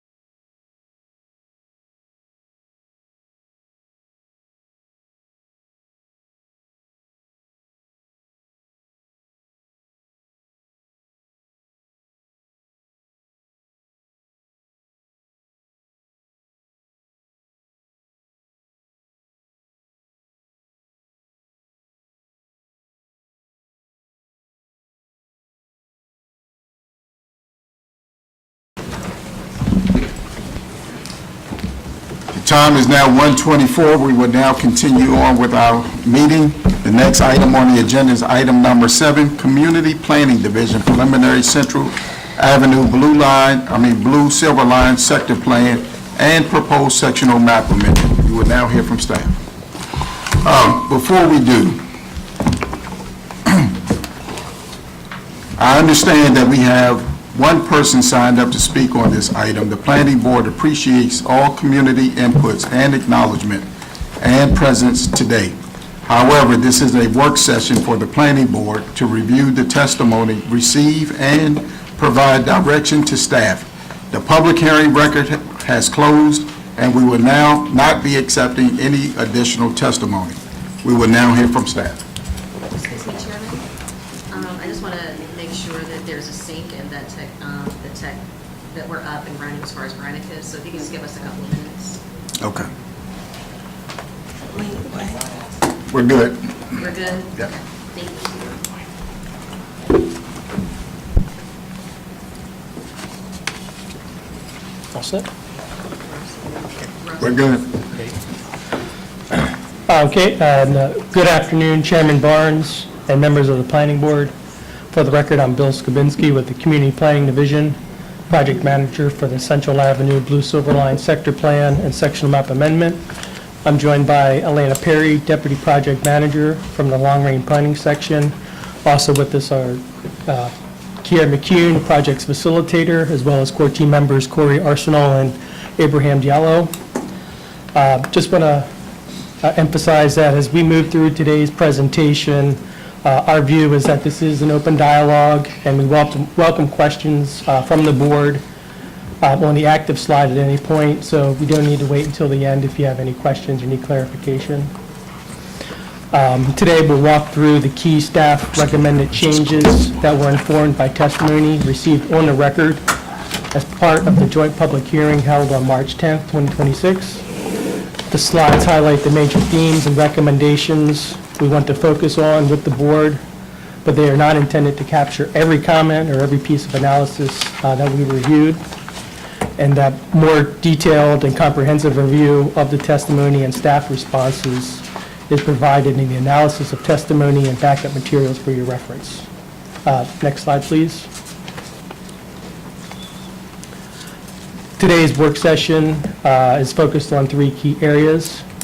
First, I'll briefly walk through how we arrived at this point in the process and the context for today's discussion. Second, we will highlight staff's major recommended changes that we are requesting to be incorporated into the resolutions of adoption and endorsement, with an emphasis on key issues raised in testimony and a rationale for each recommendation. And finally, I'll close with the proposed schedule and next steps, so the board is clear on upcoming actions and important dates. Next slide, please. This slide summarizes the key milestones since permission to print was granted on September 18th, 2025, which allowed the the draft plan to move into public record. The joint public hearing was held on March 10th, 2026, followed by the close of record on March 25th. Today's discussion focuses on staff recommended changes informed by oral and written testimony received on the record. The next scheduled milestone is Planning Board adoption and endorsement on May 28th. So just to give some new members just a kind of a quick snapshot of the history of the plan. I'm sorry, next slide, please. The process for this sector plan began nearly 3 years ago when it officially initiated on May 30th of 2023. And that includes approximately 10 months of extensions, which allowed for additional community engagement, as well as refinements to the Morgan Boulevard Metro Station area renderings. This effort builds on more than a decade of prior studies focused on the corridor. Now, looking at the map, the sector plan area outlined in solid black is located just east of Washington, D.C., and within the Capital Beltway. It encompasses planning areas 72, 75A, and 75B, as well as portions of councilmatic districts 5, 6, and 7. The corridor is anchored by Central Avenue and the blue silver Metro line, which function together as its primary spine. Key locations within the planned area include the city of Seat Pleasant, portion of the town of Capitol Heights, the Capitol Heights, Addis Road, Seat Pleasant, and Morgan Boulevard metro stations, and of course, the Northwest Stadium property. Next slide, please. At the joint public hearing, 25 speakers provided oral testimony, including 18 in support of the sector plan. As you may recall, several planning board commissioners were in attendance and heard that testimony firsthand, which reflected broad support for the plan. In addition to that, staff received 79 written submissions, plus 2 late submissions accepted into the record, with 42 expressing support.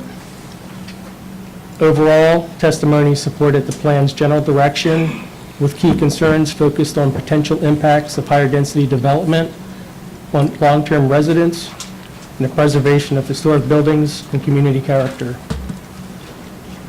With respect to the sectional map amendment, staff received 15 submissions, including 3 that were supportive or neutral, 10 opposing specific zoning changes, and 2 requesting new zoning changes. As noted earlier, staff conducted a comprehensive and detailed review of all oral and written testimony. NEFL analysis, along with staff responses to each issue raised, is documented in the analysis of testimony. Next slide, please.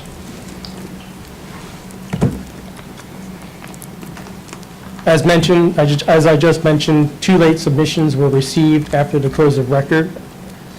Exhibit T1 was submitted by Brittany Drakeford on behalf of the Capital Market and the Blue Line Corridor Coalition, and included an email and letters expressing support for the sector plan, along with recommendations related to housing and neighborhoods, economic development, the public realm and mobility, and equity, culture, and the environment.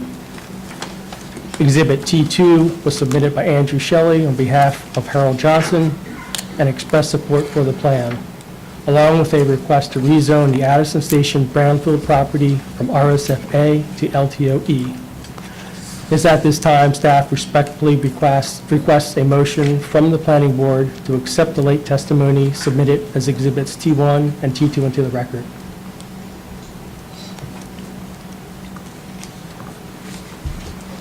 We do ask for a motion to accept those 2 pieces of late testimony into the record before we continue our work session presentation. Are there any questions from staff on those 2 items?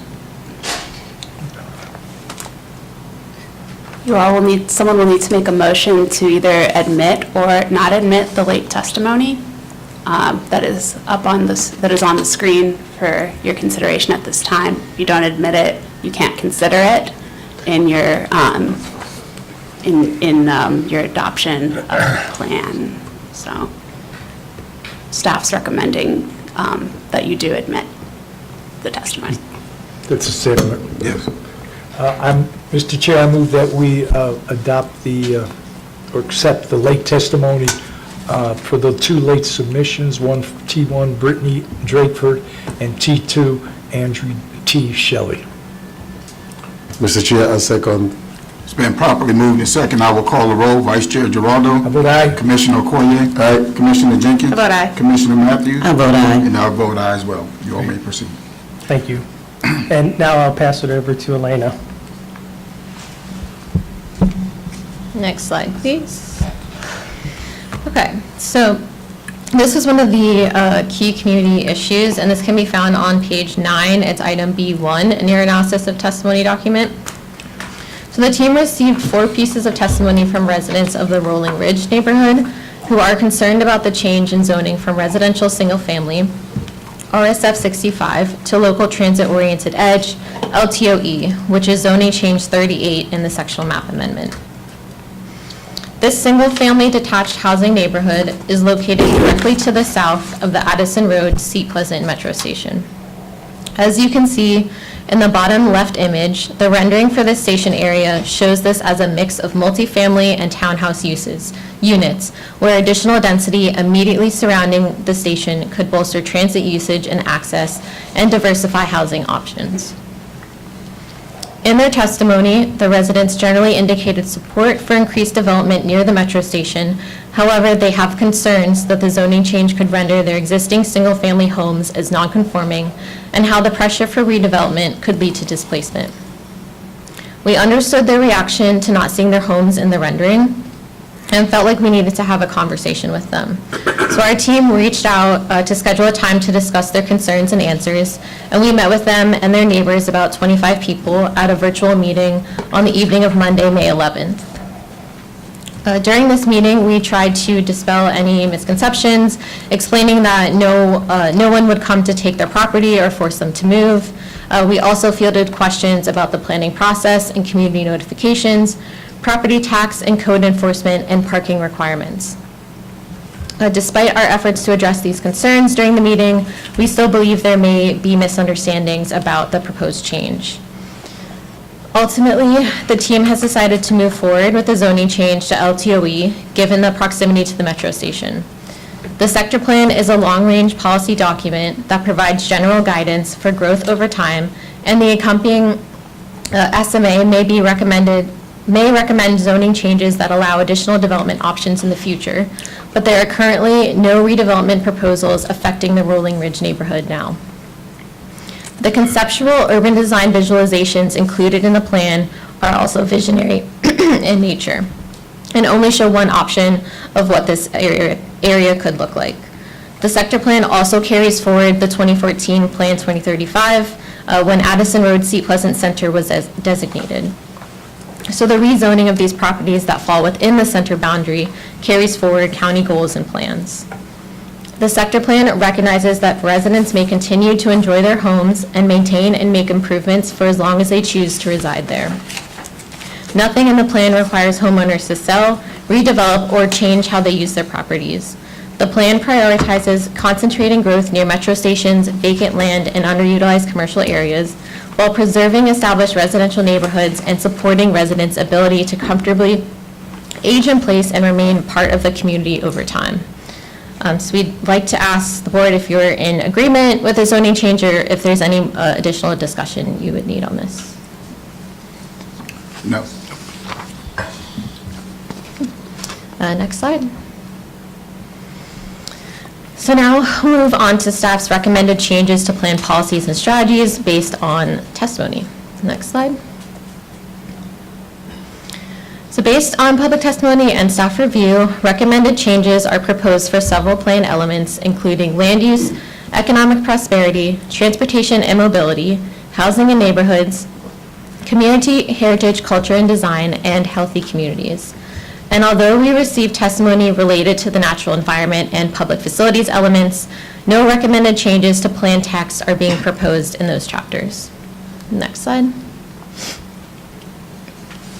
So this next item can be found on page 11. It's item C5 in the analysis document. So we received testimony to remove recommendations for creating a new nonprofit entity and instead focus on partnering with existing organizations like the Blue Line Corridor Coalition and others to build on established capacity and ongoing affordable housing efforts within the plan area.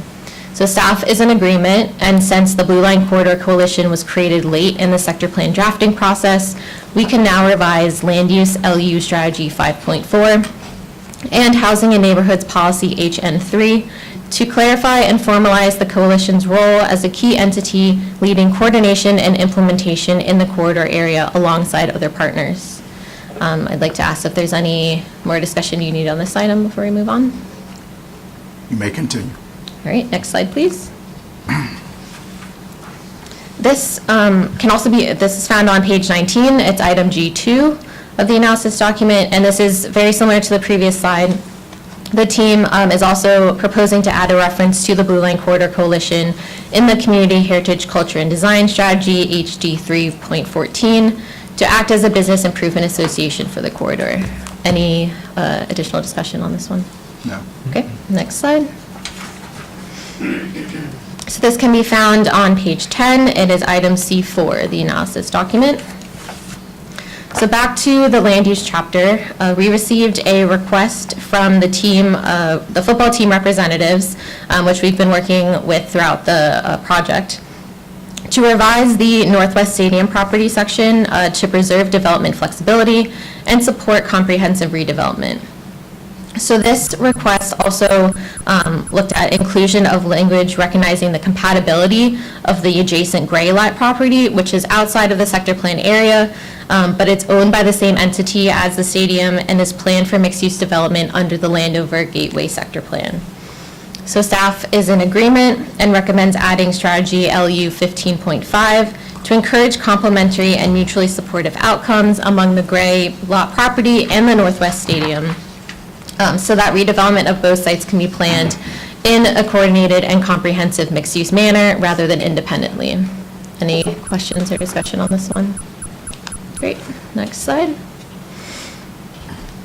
So this one can be found on page 12, item D1 of the analysis document. So now in the economic prosperity chapter, the City of Seat Pleasant submitted testimony in support of transit-oriented development TOD designation for the Central Avenue Blue Line Corridor as a major opportunity under the state's new corridor-based TOD framework to reverse decades of disinvestment. And staff is in agreement and recommends adding strategy EP 1.8 to recognize that TOD designation for the corridor is actively being pursued and aligns with ongoing planning and investment efforts within the corridor, consistent with state policy and local development goals. Any questions or discussion? Long overdue. All right, next slide. Yeah. So this can be found on page 29. It's item K7, the analysis document. So testimony from the capital market recommended expanding the sector plan's economic development framework beyond mixed use and retail. This could more fully recognize existing industrial assets and opportunities for sustainable and advanced manufacturing to help support local entrepreneurship and create accessible employment pathways for residents while complementing the plan's broader redevelopment goals. Staff is in agreement and recommends adding strategy EP 5.4 to acknowledge and leverage existing industrial lands for value-added manufacturing opportunities, including green production and food-related uses, in a manner that complements transit-oriented development and economic diversification. Any questions on this one? The question I have, so it would be the industrial lands, is it to remain as industrial? Yes. Because I remember there were some people that spoke that have industrial property there now. They would not be affected. Yeah, or, no, it'd be kind of the reuse, or just looking at different use of industrial properties for, you know, especially with the food access kind of issues, so, you know, more green production, more sustainable food production and that kind of thing. So Okay. expanding that access and network. Anything else on this one? No. Okay, next slide. So this one can be found on page 13, item E2 of the analysis document. So moving to the transportation and mobility chapter, the team received testimony from the Coalition for Smarter Growth to incorporate the Maryland State Highway Administration's Maryland 214 Pedestrian Safety Action Plan into the sector plan policies and strategies. This safety action plan proposes a continuous 10-foot shared use path along Central Avenue, which would complement and connect to the Central Avenue Connector Trail, intended to close key gaps in the existing trail network, improving pedestrian and bicycle safety and connectivity along the corridor. The plan already recommends reducing the number of travel lanes and incorporating wide sidewalks and bicycle lanes on Central Avenue through a road diet approach. So an additional shared use path may not be feasible within the right-of-way. Staff is generally in agreement with the intent and recommends adding strategy TM 9.6 to continue coordination with MDOT-SHA to advance traffic calming and ensure pedestrian and bicycle facilities along Central Avenue are consistent with the sector plan's safety and mobility objectives, the MDOT-SHA Pedestrian Safety Action Plan, and DPW&T's Urban Street Design Standards. Any questions or discussion on this one?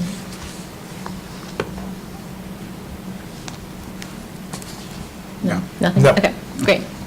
Next slide, please. This one can be found on page 15. It's item E4 of the analysis document. So the team received multiple requests for reconsideration of TM 1.12, which calls for a feasibility analysis of a pedestrian bridge over Central Avenue at Cabin Branch Road.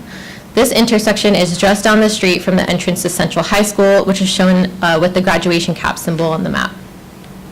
This testimony indicated that a pedestrian bridge may be inappropriate for this location and that an at-grade safety improvements such as reducing lanes or adding a traffic signal may be more effective and lower-cost solutions and are supported in the MDOT SHA Maryland 214 Pedestrian Safety Action Plan. Staff is in agreement and recommend revising strategy TM 1.12 to improve pedestrian safety at the intersection of Central Avenue and Cabin Branch Road through near-term safety treatments and a coordinated feasibility study. The study would be conducted in partnership with MDOT SHA, the City of Sea Pleasant, WMATA, and other stakeholders to evaluate potential long-term solutions, including a signalized intersection or a pedestrian bridge.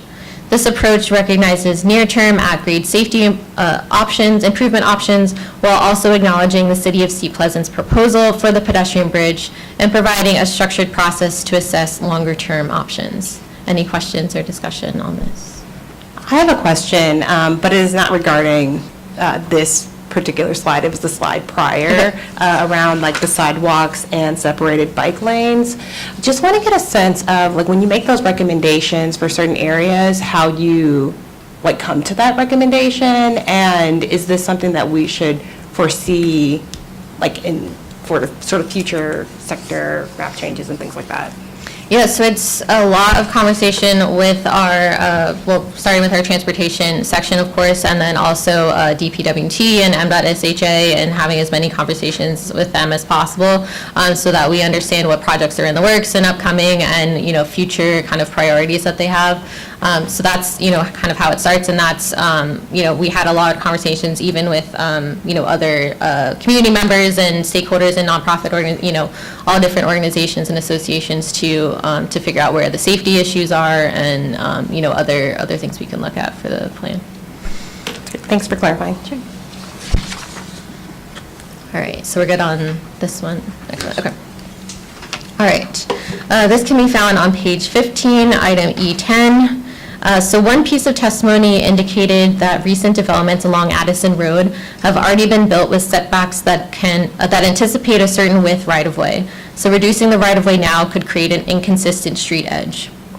Staff is in agreement and recommends updating two tables in the plan to reclassify a segment of Addison Road South to have a wider right-of-way with space to accommodate future transit use, which is more consistent with the current development pattern.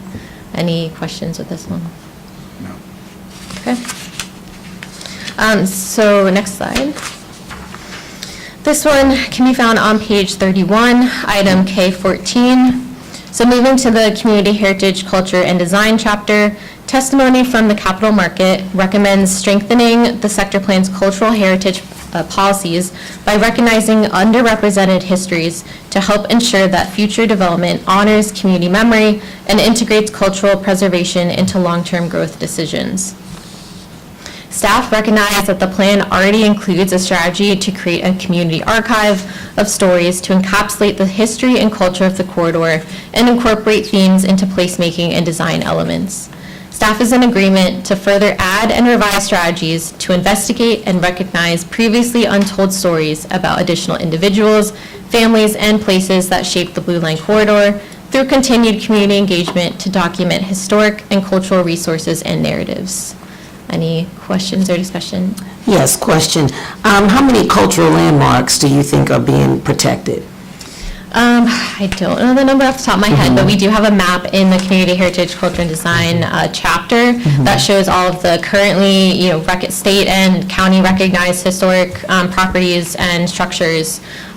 So I think, this strategy goes into those, the ones that haven't been uncovered yet, and as we continue into the future of having those conversations and identifying those. Okay, thank you. Anything else? Okay.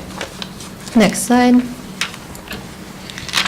This, I think, actually is the map that I was referencing, so we have that on this side. Okay, so this one is on page 18, it's G1, item G1. So multiple speakers expressed concern over and strongly oppose any consideration to the potential demolition of the historic William and Mildred Ridgely Gray House at 8118 Central Avenue, and requested a reevaluation and exploration of alternatives such as community gardens, education uses, and preservation of historic character.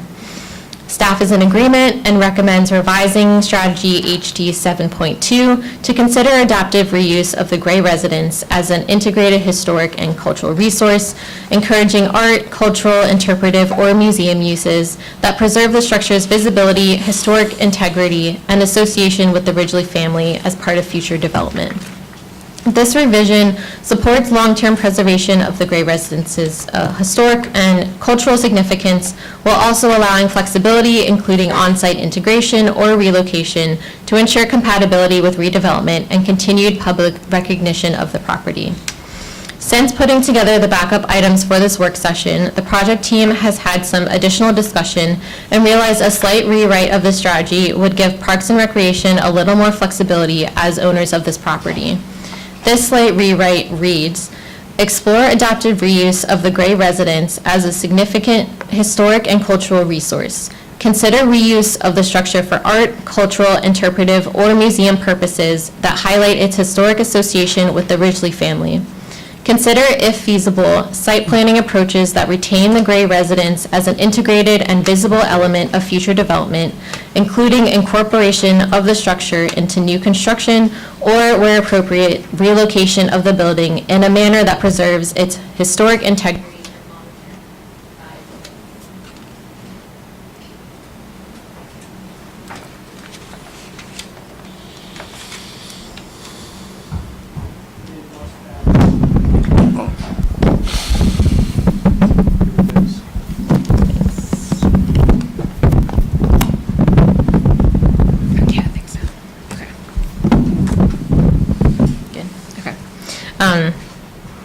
So I think, I don't know if you heard the last bit. Okay, we're good.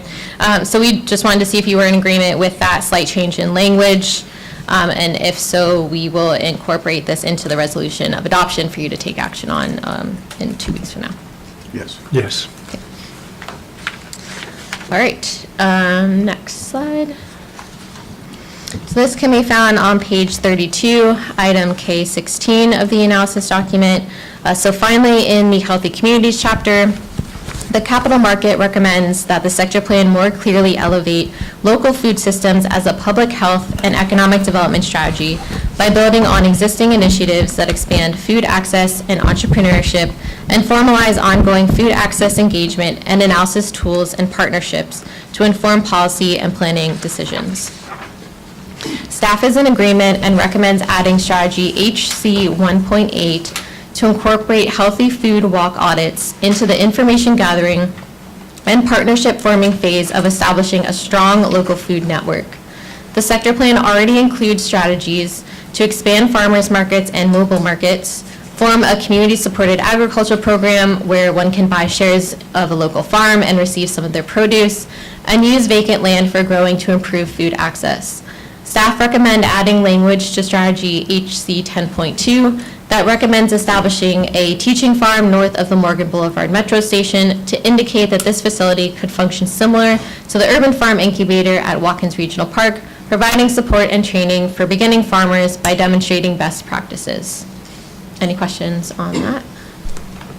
Okay, great. I'll turn it back to Bill. I do have one question, and it's just regarding like the list of staff recommendations that you had, and you mentioned that there was no feedback around, or very limited feedback around like natural environment or public facilities. For your recommendations, although you had limited feedback on that, do you all ever make recommendations based on just like your observations, or, you know, maybe like someone just didn't consider something that maybe could have been included here? And we have policies and strategies obviously in both of those chapters. It's just that the testimony that we received, like feedback on that, we didn't receive anything that we saw that we needed to change in those two chapters, so that we've listened, through the community engagement phase, all developing the policies and strategies, but through the feedback at the joint public hearing and through the other testimony, we didn't decide to change anything. So you're aligned with like how it currently sits? Exactly, yeah. Okay, sounds good. Thank you. Okay. Great. Thanks, Elena. Great job. So now we're going to get into the sectional map amendment portion and our recommendations for SMA-related testimony. An SMA just can be done concurrently with a master sector plan. That is the mechanism for, one of the mechanisms for rezoning properties within the plan's area to further support the overall future land use of that area. So this item can be found on, starting on page 32 of the analysis document. This is item, oops, I'm sorry. Next slide, please.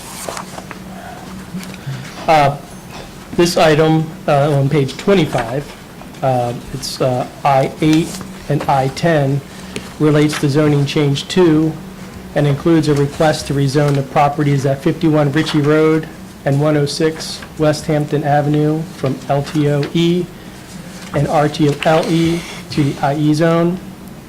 Staff agrees with that and recommends removing the properties at 120 West Hampton Drive from the Morgan Boulevard Center and rezoning those parcels to IE. Collectively, staff recommends modifying the Morgan Boulevard Center boundary to exclude all of these properties and rezoning them to IE. This recommendation is based on the site's distance from the metro, lack of direct connection to Central Avenue, and location within an established industrial context, which supports continued industrial use and alignment with existing on-the-ground conditions rather than inclusion within a transit-oriented center. Any questions or comments? This item on page 26 is I-11, relates to zoning change 2, and involves the property at 8424 Central Avenue, which is currently split zone CGO and LTOE. A request has been made to rezone the entire property to CGO. Staff agrees and recommends modifying the Morgan Boulevard Center boundary to exclude the subject property and rezoning it fully to the CGO zone. This recommendation is based on the site's small size, limited mixed-use potential relative to other properties along the Central Avenue corridor, as well as existing improved retail entitlements, which collectively support completion of the approved development while remaining consistent with the overall intent of the sector plan. Any questions? Next slide, please. This item on page 26 is I-15, also relates to zoning change 2 and involves a request to rezone the property at 7700 Walker Mill Drive from LTOE to the CGO zone. Staff agrees and recommends modifying the Morgan Boulevard Center boundary to exclude the subject property and rezoning it to CGO. This recommendation is based on the site's significant prior investment, vested approvals for a grocery-anchored retail center, physical constraints, and limited suitability for transit-oriented development, all of which support recognizing existing commitments while remaining consistent with the sector plan's overall objectives. Any questions? Okay. Next slide, please. For the three zoning change, 2 items we just discussed, staff is also recommending corresponding modifications to the Morgan Boulevard Center boundary. The maps on this slide, shown from left to right, illustrate the center boundary as it exists today. So the one on the far left, existing. The map in the middle, that's the boundary that's proposed in the preliminary sector plan as it is now. And on the far right is the revised boundary staff is now recommending based on review of public testimony and site-specific conditions. So we would be doing some slight reduction to that Morgan Boulevard Center. Any questions? Next slide, please. This item on page 25 is I-9 and relates to zoning change 37. It involves a request to retain the RSFA zone for the property at 505 Addison Road. Staff is recommending no change from the proposed SMA and supports rezoning the property to LTOE. This site is currently undeveloped and located within approximately 1/4 mile of the Addison Road Seat Pleasant Metro Station, making it well-suited for transit-oriented development. And rezoning to LTOE more effectively advances the sector plan's long-term transit-oriented development goals while allowing for the proposed townhouse development. Any questions or comments on this one? Next slide, please. This item is on page 26, is I-12, also relating to zoning change 2, and involves a request to rezone the property at 7870 Central Avenue from LTOE to the CS zone. Staff is recommending no change and supports the proposed RTO-LE zoning. Rezoning the site to CS would reinforce an auto-oriented commercial pattern along Central Avenue, whereas retaining the proposed RTO-LE zoning better supports the sector plan's long-term vision for transitioning metro area properties toward transit-oriented development. I agree. Great. Next slide, please. This item on page 26 is I-13. Again, zoning change 2, and involves a request to rezone the properties at 7901 to 7963 Central Avenue from LTOE to the CGO zone. Staff is recommending no change and supports the RTO-LE zoning. The properties are located approximately 1,700 feet south of the metro station and within the designated transit-oriented area. So retaining the LTO-LE zone supports the sector plan's corridor-wide strategy while allowing for continued commercial use and reinvestment over time. Any questions? Next slide, please. Next item's on page 26, it's I-14, and it relates to zoning change 61. It involves a request to retain the IE zoning for the properties at 8601, 8605, and 8607 Central Avenue. Staff is recommending no change and supports rezoning the properties to the CGO zone. Because the sector plan provides more detailed corridor-specific framework for this area, rezoning the CGO allows existing industrial uses to continue, including a print shop use, which is permitted by special exception in the CGO zone, while also expanding longer-term commercial and employment opportunities and supporting a coordinated land use strategy along the Central Avenue corridor. Any questions or comments? No. Next slide, please. Staff also reviewed testimony that could be found on page 23. It's line items I-2 and I-3. It's requesting expansion of the LTOE zone and the Addison Road Local Transit Center to support redevelopment of the Addison Station brownfield site, including areas beyond the current boundary. Staff does support rezoning the properties identified in the testimony that are already located within the existing local transit center to LTOE to advance a coordinated transit-oriented redevelopment framework consistent with the sector plan, including properties for brownfield remediation, renewable energy, and equitable development. We also support a limited adjustment of the center boundary to include one adjacent property that's currently zoned RSFA, so we can avoid leaving a a single incompatible zoning condition. However, staff does not support further expansion of the local transit center or LTO zone beyond this adjustment, including expansion towards Goodwin Park as broader boundary or zoning changes are not necessary to advance the plan's objectives and could impact established residential neighborhoods or open space areas. Any questions? Next slide, please. So this map summarizes everything that I just reviewed, as well as the locations of zoning-related testimony received across the plan area. Testimony was submitted regarding 9 different groupings of properties, all shown geographically on this map. Of those locations, staff is recommending zoning change in 4 areas in response to testimony, while the remaining locations would retain the proposed zoning that is in the SMA. Any zoning changes recommended by staff would also result in corresponding updates to the future land use map that is in the preliminary sector plan document to ensure consistency between zoning and future land use designations.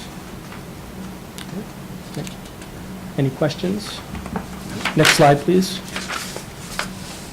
Now, just this slide here is kind of an additional slide that we just got submitted into this presentation on Tuesday. So it may not have been in the original backup that was sent over, but we are seeking some direction on this possible change to the Morgan Boulevard Metro Station area. So just some details is pursuant to section 27-3502 F5 of the zoning ordinance. The public facilities referral was transmitted to the county executive for review on January 9th of 2026. The county executive is provided 60 days to submit comments, and we did receive those comments just this past Tuesday morning, May 12th. So we are trying to adjust as best we can. The county executive's comments on the proposed amphitheater at the Morgan Boulevard Metro Station, and they recommended removal of that amphitheater. So in response, staff is seeking planning board guidance on how to address this comment through revisions to the sector plan. And if the amphitheater is to be removed, sector plan language would need to be updated throughout to reflect an alternative approach, as well as we would work with our consultant that did these renderings to also revise these drawings you see on the screen now to remove that proposed amphitheater and put in some other type of use that you would see most fit. Would the amphitheater be, was it envisioned that it would be used to generate income, if you know? Yes. I think originally in prior administration, that was kind of where they had envisioned an amphitheater going, and I guess since different administration and whatnot, that has since changed. Okay, thank you.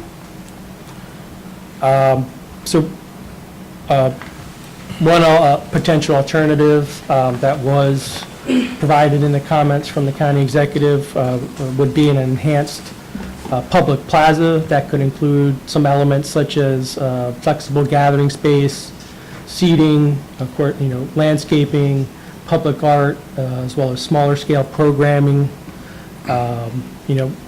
We could also, explore other areas that Elena had spoke to earlier as far as looking at some sort of community gardening area in part of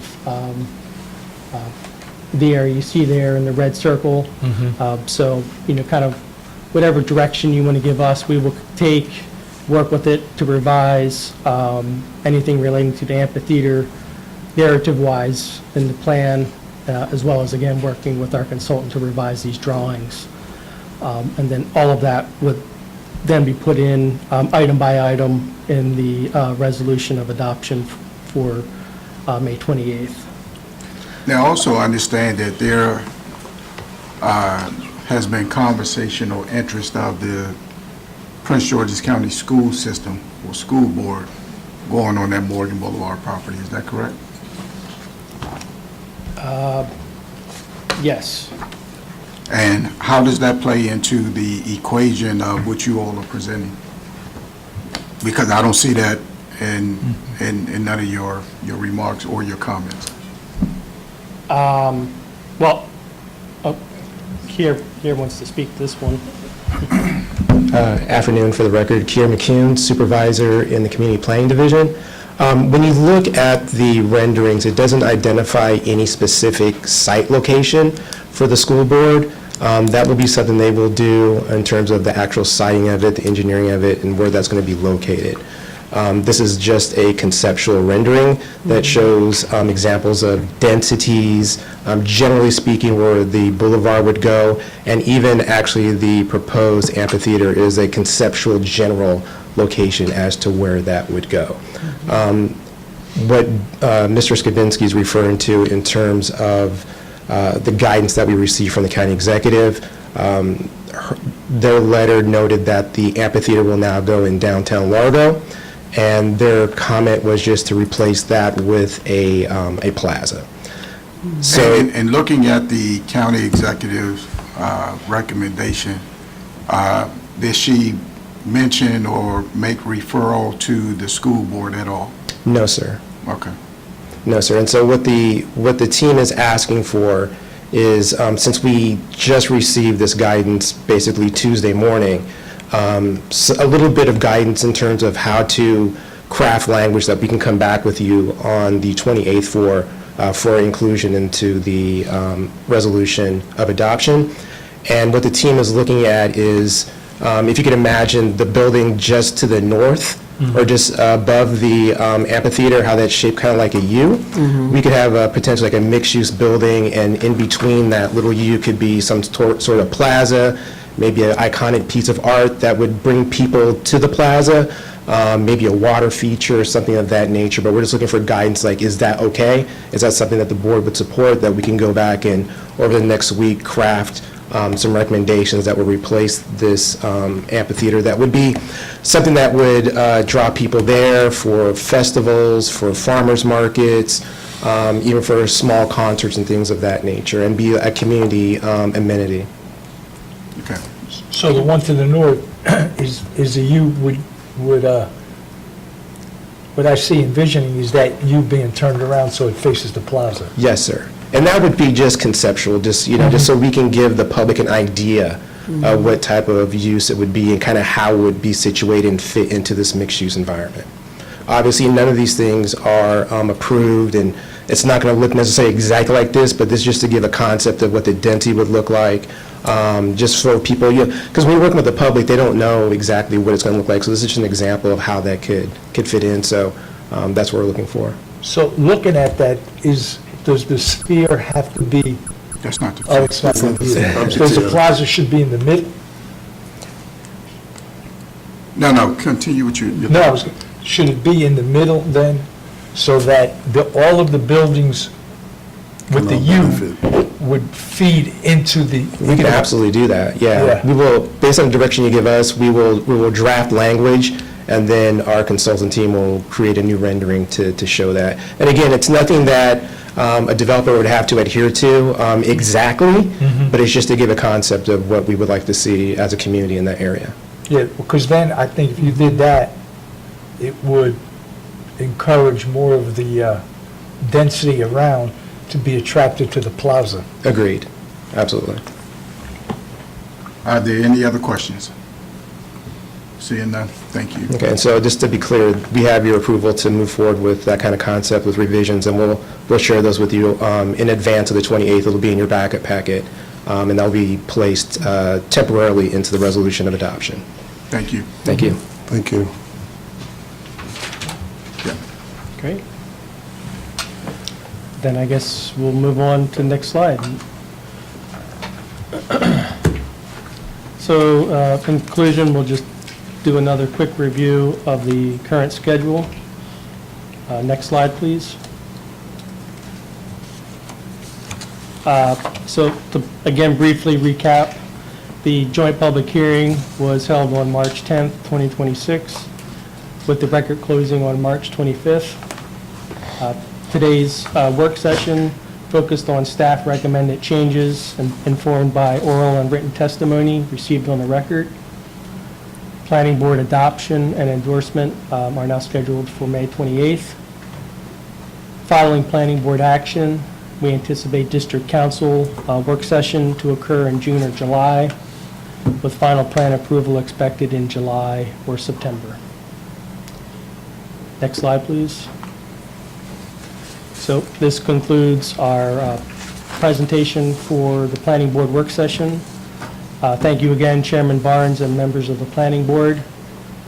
The information presented today reflects the complete set of staff recommended changes with additional detail and supporting analysis available in the backup materials for your references. Thank you. Any other questions or comments before we conclude? No. Now, let me just say, I want to thank you and the staff for your hard work and very thoughtful analysis of the testimony received. I would like to take a moment to acknowledge certain pieces of your testimony. Anytime a significant area of land in the county is rezoned, it affects each property differently. I'm empathetic to the Rolling Ridge community concerns that the proposed rezoning to the local transit-oriented zones may create uncertainty about the future of their homes and established neighborhoods. Change can feel unsettling, especially when it raises questions about where you live. However, I would like to emphasize that the zoning changes does not require any changes. No homeowner in Rolling Ridge will be required to sell or redevelop their property. Homeowners may continue to reside in their homes, age in place, and make renovations. What this rezoning does is create additional options for homeowners, particularly in light of the adjacent Metro Rail station. I would like to also acknowledge the request to retain the IE zone for 8601, 8605, and 8607 Central Avenue. I understand that these family-owned properties has operated as an industrial site for many years, and that the owner is concerned about their ability to retain the site if it is placed in the proposed commercial general office zone. I would like to address that concern directly. Even with the rezoning, the property owner will retain several options to re-tenant the property. Existing industrial zone may continue, and property may be re-tenanted with industrial use permitted under the prior zoning ordinance until 2032. In addition, uses allowed under the commercial general office zone will also become available. I view the proposed rezoning and commercial general office zone as maintaining appropriate flexibility for industrial use at this property, while also providing additional use options that are consistent with the draft sector plan vision for Central Avenue. That's my statement. Thank you all for what you did. I thought it was very thorough and timely. And are there any other questions from the planning board for staff? I would just like to take this opportunity to thank staff for the envision of drafting. It was not easy, I'm sure, because there was testimony was all over, and you did a great job of succinctly putting it together, and I look forward to seeing this development in the future. Is there a motion? Let me just join my colleagues to say thank you for a job well done, and we look forward to brighter future. Anyone else? Thank you, it's appreciated. Is there a motion? I move that we move on to the next stage. Yep, we'll see you in 2 weeks. Do we have to vote on that, Laura? The motion, that's the wrong microphone.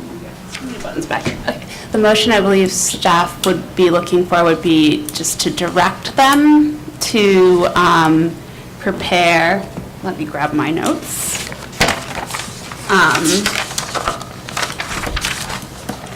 direction to finalize the resolution of adoption for the preliminary Central Avenue Blue Silver Line Corridor Sector Plan and Resolution for endorsement of the proposed SMA. I think that's the motion that they need today so that they can move onwards to preparing that resolution and coming back to you.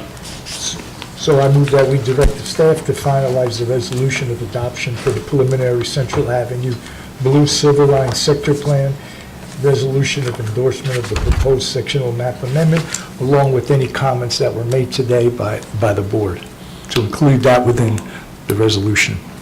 Mr. Chair, I second that motion. It's been properly moved and second. I will call the roll. Vice Chair Giraldo. Vote aye. Commissioner Okoye. Vote aye. Commissioner Jenkins. Vote aye. Commissioner Matthews. I vote aye. And team, I vote aye as well. Great job. The next item on the agenda is item number 8, Countywide Planning Division, Go Prince George's Countywide Master Plan of Transportation. We will now hear from staff.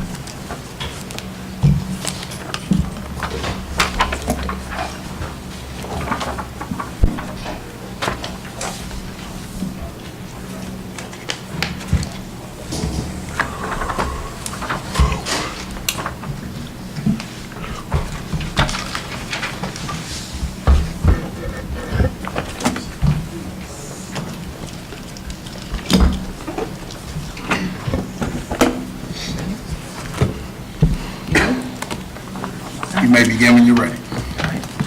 Good afternoon, Chairman Barnes and members of the Planning Board. For the record, my name is Crystal Saunders Hancock, Assistant Division Chief of the Countywide Planning Division, and I'm joined with my co-facilitator and partner in planning, Mr. Scott Rowe, with the Master Plans and Studies section.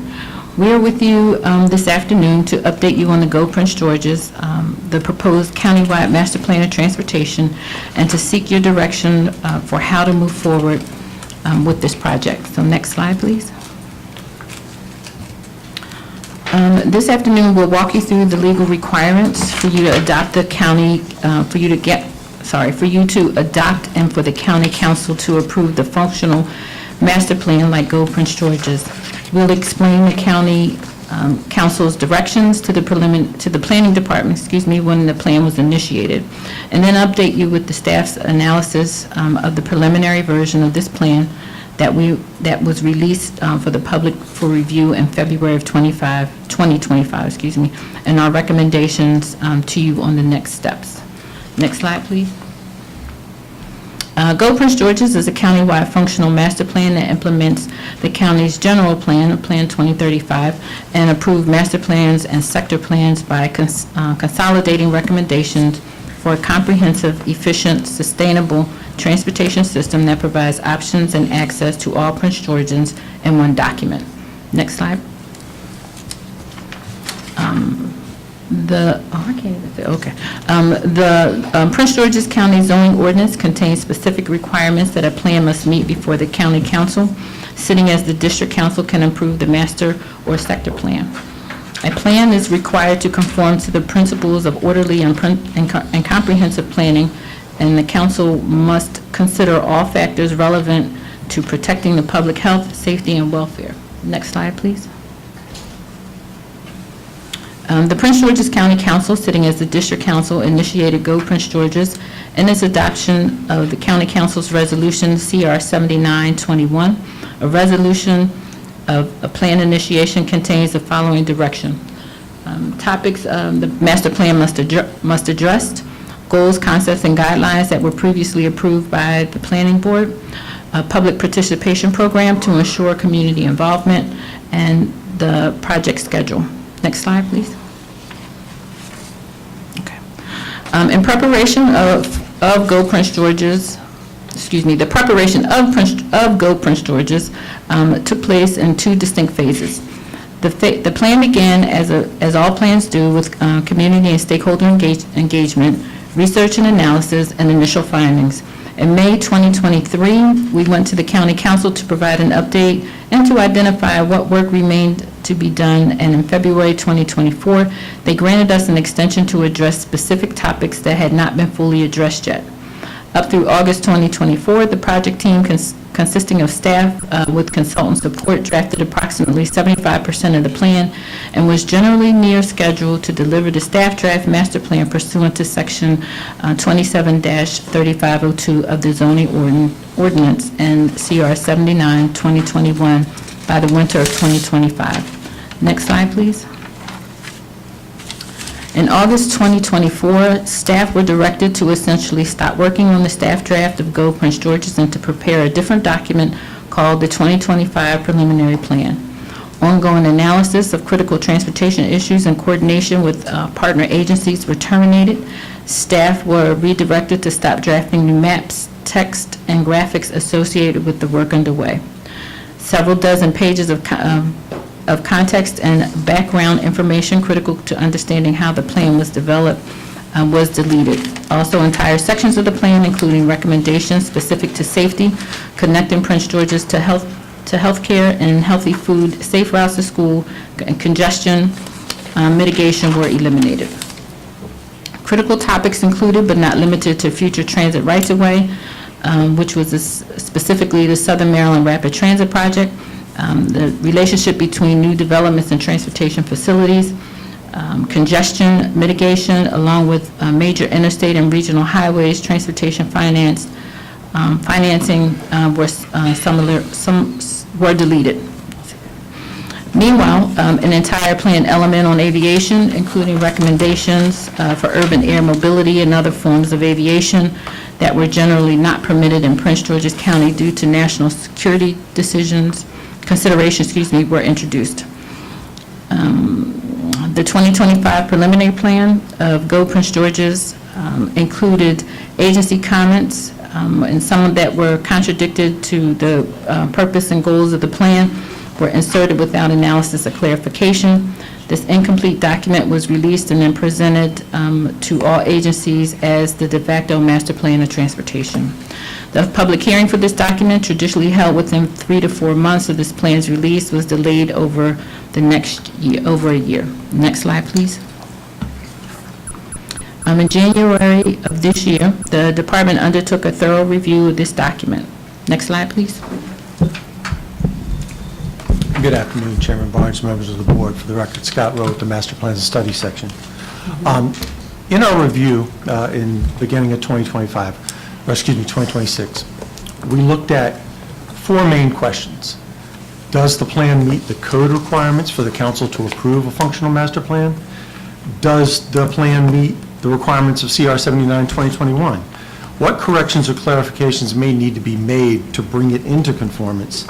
And what new information exists that was not available when the 2025 preliminary plan was drafted? Next slide, please.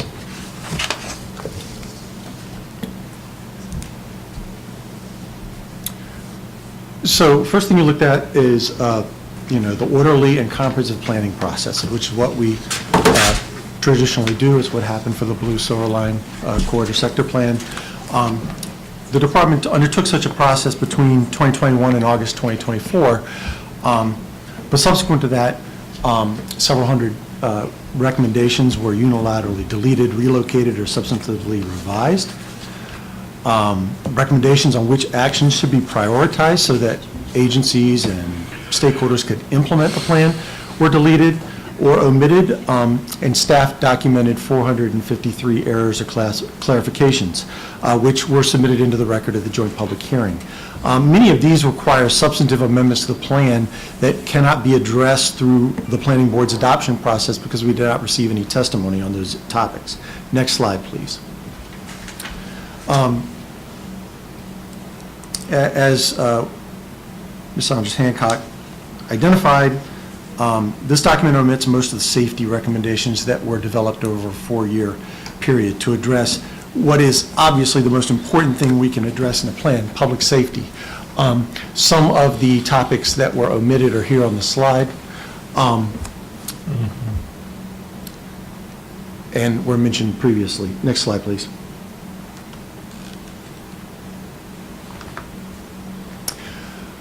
The council directed us to implement the general plan, as we do with any of our master or sector plans. Some of the strategies on this slide indicate those strategies within the general plan which were not addressed by the 2025 preliminary plan that we would need to go back and address. Next slide, please.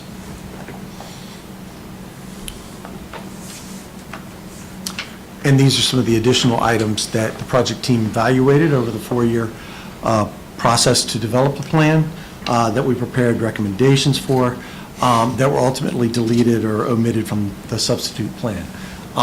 This includes new traffic levels of service for planning and review of development applications, which was a primary purpose for undertaking this plan in the first place.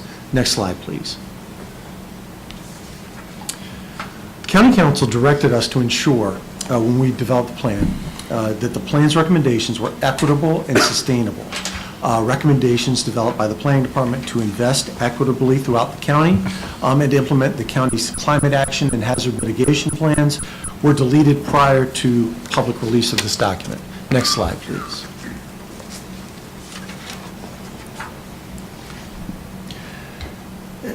A key tenet of this plan and of comprehensive planning as a whole is that the county's land use and economic development goals cannot be achieved without a sustainable, multimodal, and effective transportation system. People need to be able to get where they're going. Over 4 years, the staff developed recommendations for updates to regulations to integrate smart land use with mobility options. These were deleted prior to public release of the 2025 plan. You may recall that in previous years, the County Council increased the maximum permitted densities in the transit-oriented activity center zones to provide developers and investors more flexibility to meet the market demand around our transit stations. However, these permitted densities cannot be realized without changes to the traffic adequacy standards in the subdivision regulations. The staff's analysis of this issue and the recommended changes were deleted from the document before its release and not really addressed in the plan. Next slide, please. These bullets contain some of the topics that the Planning Board and the County Council directed us to address when we conducted this planning process and developed the plan. That includes creating a plan that meets the needs of local residents, identifying specific, realistic, and achievable strategies, expanding and improving transit, targeting investment to our downtowns and regional transit districts, and improving mobility options for our most in-need populations. Next slide, please. Some of these were mentioned already, but there are critical omissions that need to be addressed before the County Council can approve a master plan of transportation. As I mentioned, we have to update traffic adequacy standards. There were 6 master plan rights-of-way for new and existing roads that were inadvertently omitted that we would need to add back in. Very important to include specific guidance on the Southern Maryland Rapid Transit Corridor, which is currently under study by the Maryland Transit Administration. How to prioritize projects. Identifying the county's scenic and historic roads. The county currently has many scenic and historic roads designated, and staff worked very hard to identify ways in which we could build upon that to attract more tourism to Prince George's County. Those recommendations were not included in the plan. And also previously approved high-capacity and bus rapid transit corridors identified in previous master plans, including US 1, Maryland 210, Maryland 4, and other areas around the county. Next slide, please. I'm glad you mentioned 210, because that was one of the glaring things that I missed when I saw it. These are a few of some of the other omissions that staff believes should be addressed by any countywide master plan of transportation. Some of these were mentioned before, but really it gets to the broader picture of what we're recommending in the next slide, which is staff recommends that the 2025 preliminary plan of Go Prince George's does not meet the requirements of the zoning ordinance for a functional master plan, does not meet the requirements of the county council in the direction they provided in CR 79, 2021, and does not frankly address Prince George's County's transportation, environmental, economic development, or quality of life needs. Accordingly, staff recommends that the planning board remand the plan back to staff so that we can conduct the necessary research, analysis, partner agency coordination, public and stakeholder engagement, and plan production activities necessary so that we may deliver a true staff draft of Go Prince George's in the winter or spring of 2027. We'll continue to work with interested parties to solicit input and receive feedback. And also, because we've had a joint public hearing on this plan on March 24th of 2026, we will continue to evaluate all of that testimony and see how much we can incorporate into the next draft, so that we're making sure that everyone's participation to date, everyone's feedback and input are considered and incorporated. That often strengthens the plan, as you heard from the prior presentation.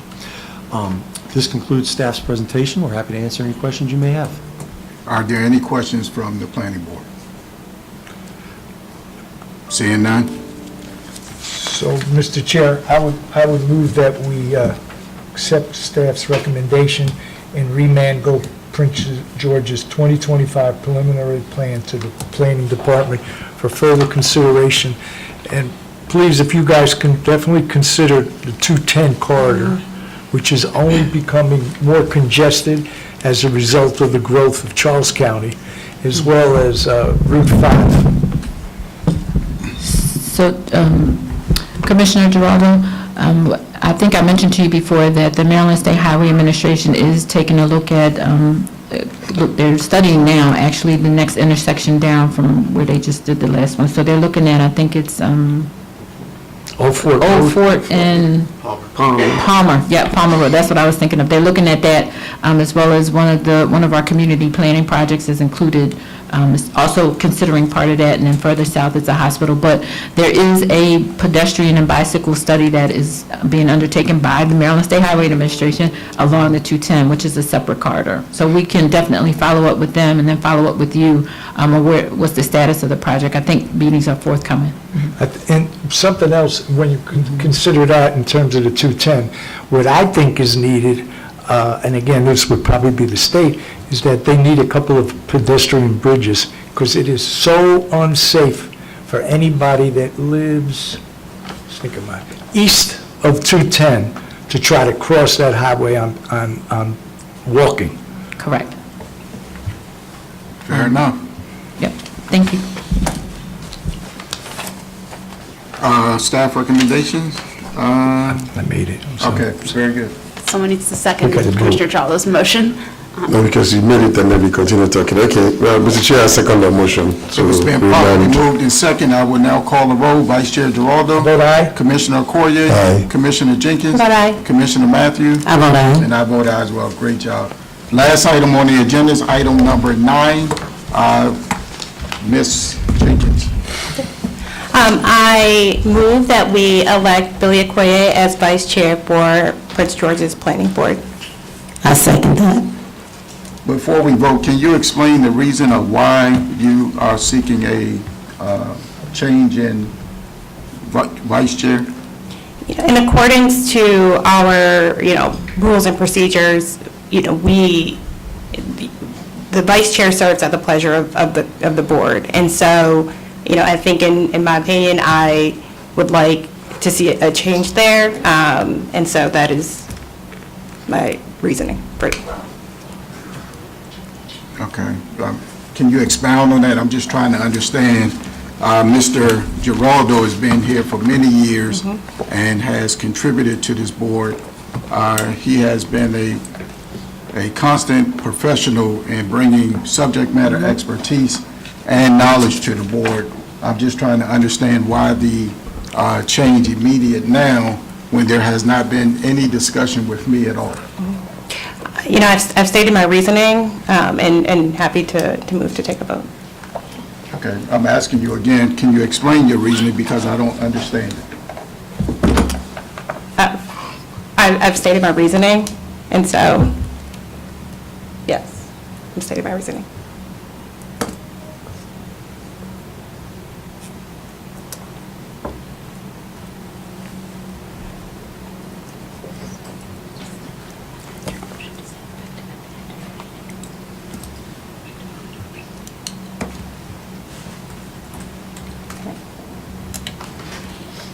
And in my motion, I just want to add that I want this to be effective upon adoption.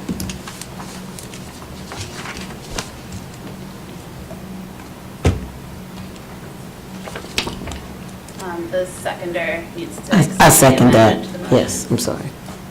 It's been properly moved and second. I will call the roll. Vice Chair Giraldo? I vote no. The reason I vote no is that I'm afraid that taking this action, inasmuch as it was not on the agenda for today, it's not an emergency situation, and we got counsel from Ms. Tellerico as well as Mr. Warner, that if it's not on the agenda and if it's not an emergency, that you can't add to the agenda unless it was done within 24 hours. My fear is whether or not taking this action would void or make it voidable for any of the actions that were taken today, which would mean we would have to come back. Second, I would appreciate it as a courtesy, a professional courtesy, if you would have approached me initially as opposed to just try to change the agenda. We've worked collaboratively. Billy, you and I have worked collaboratively since you got on. So the idea to just bring this up without even a conversation is most unprofessional. Heard. So I vote no. Commissioner Okoye? I vote aye. Commissioner Jenkins? Vote aye. Commissioner Matthews? I vote aye. And I vote no as well. Based on the comments from Commissioner Giraldo, I think it is most unprofessional to make a vote without the courtesy, at least to him, that you all were seeking a change in leadership. But this is the will of the body, of the planning board. The motion is approved, and welcome Vice Chair Okoye. The meeting is now adjourned. I want to thank everybody and staff for coming out. The time is now 2:40.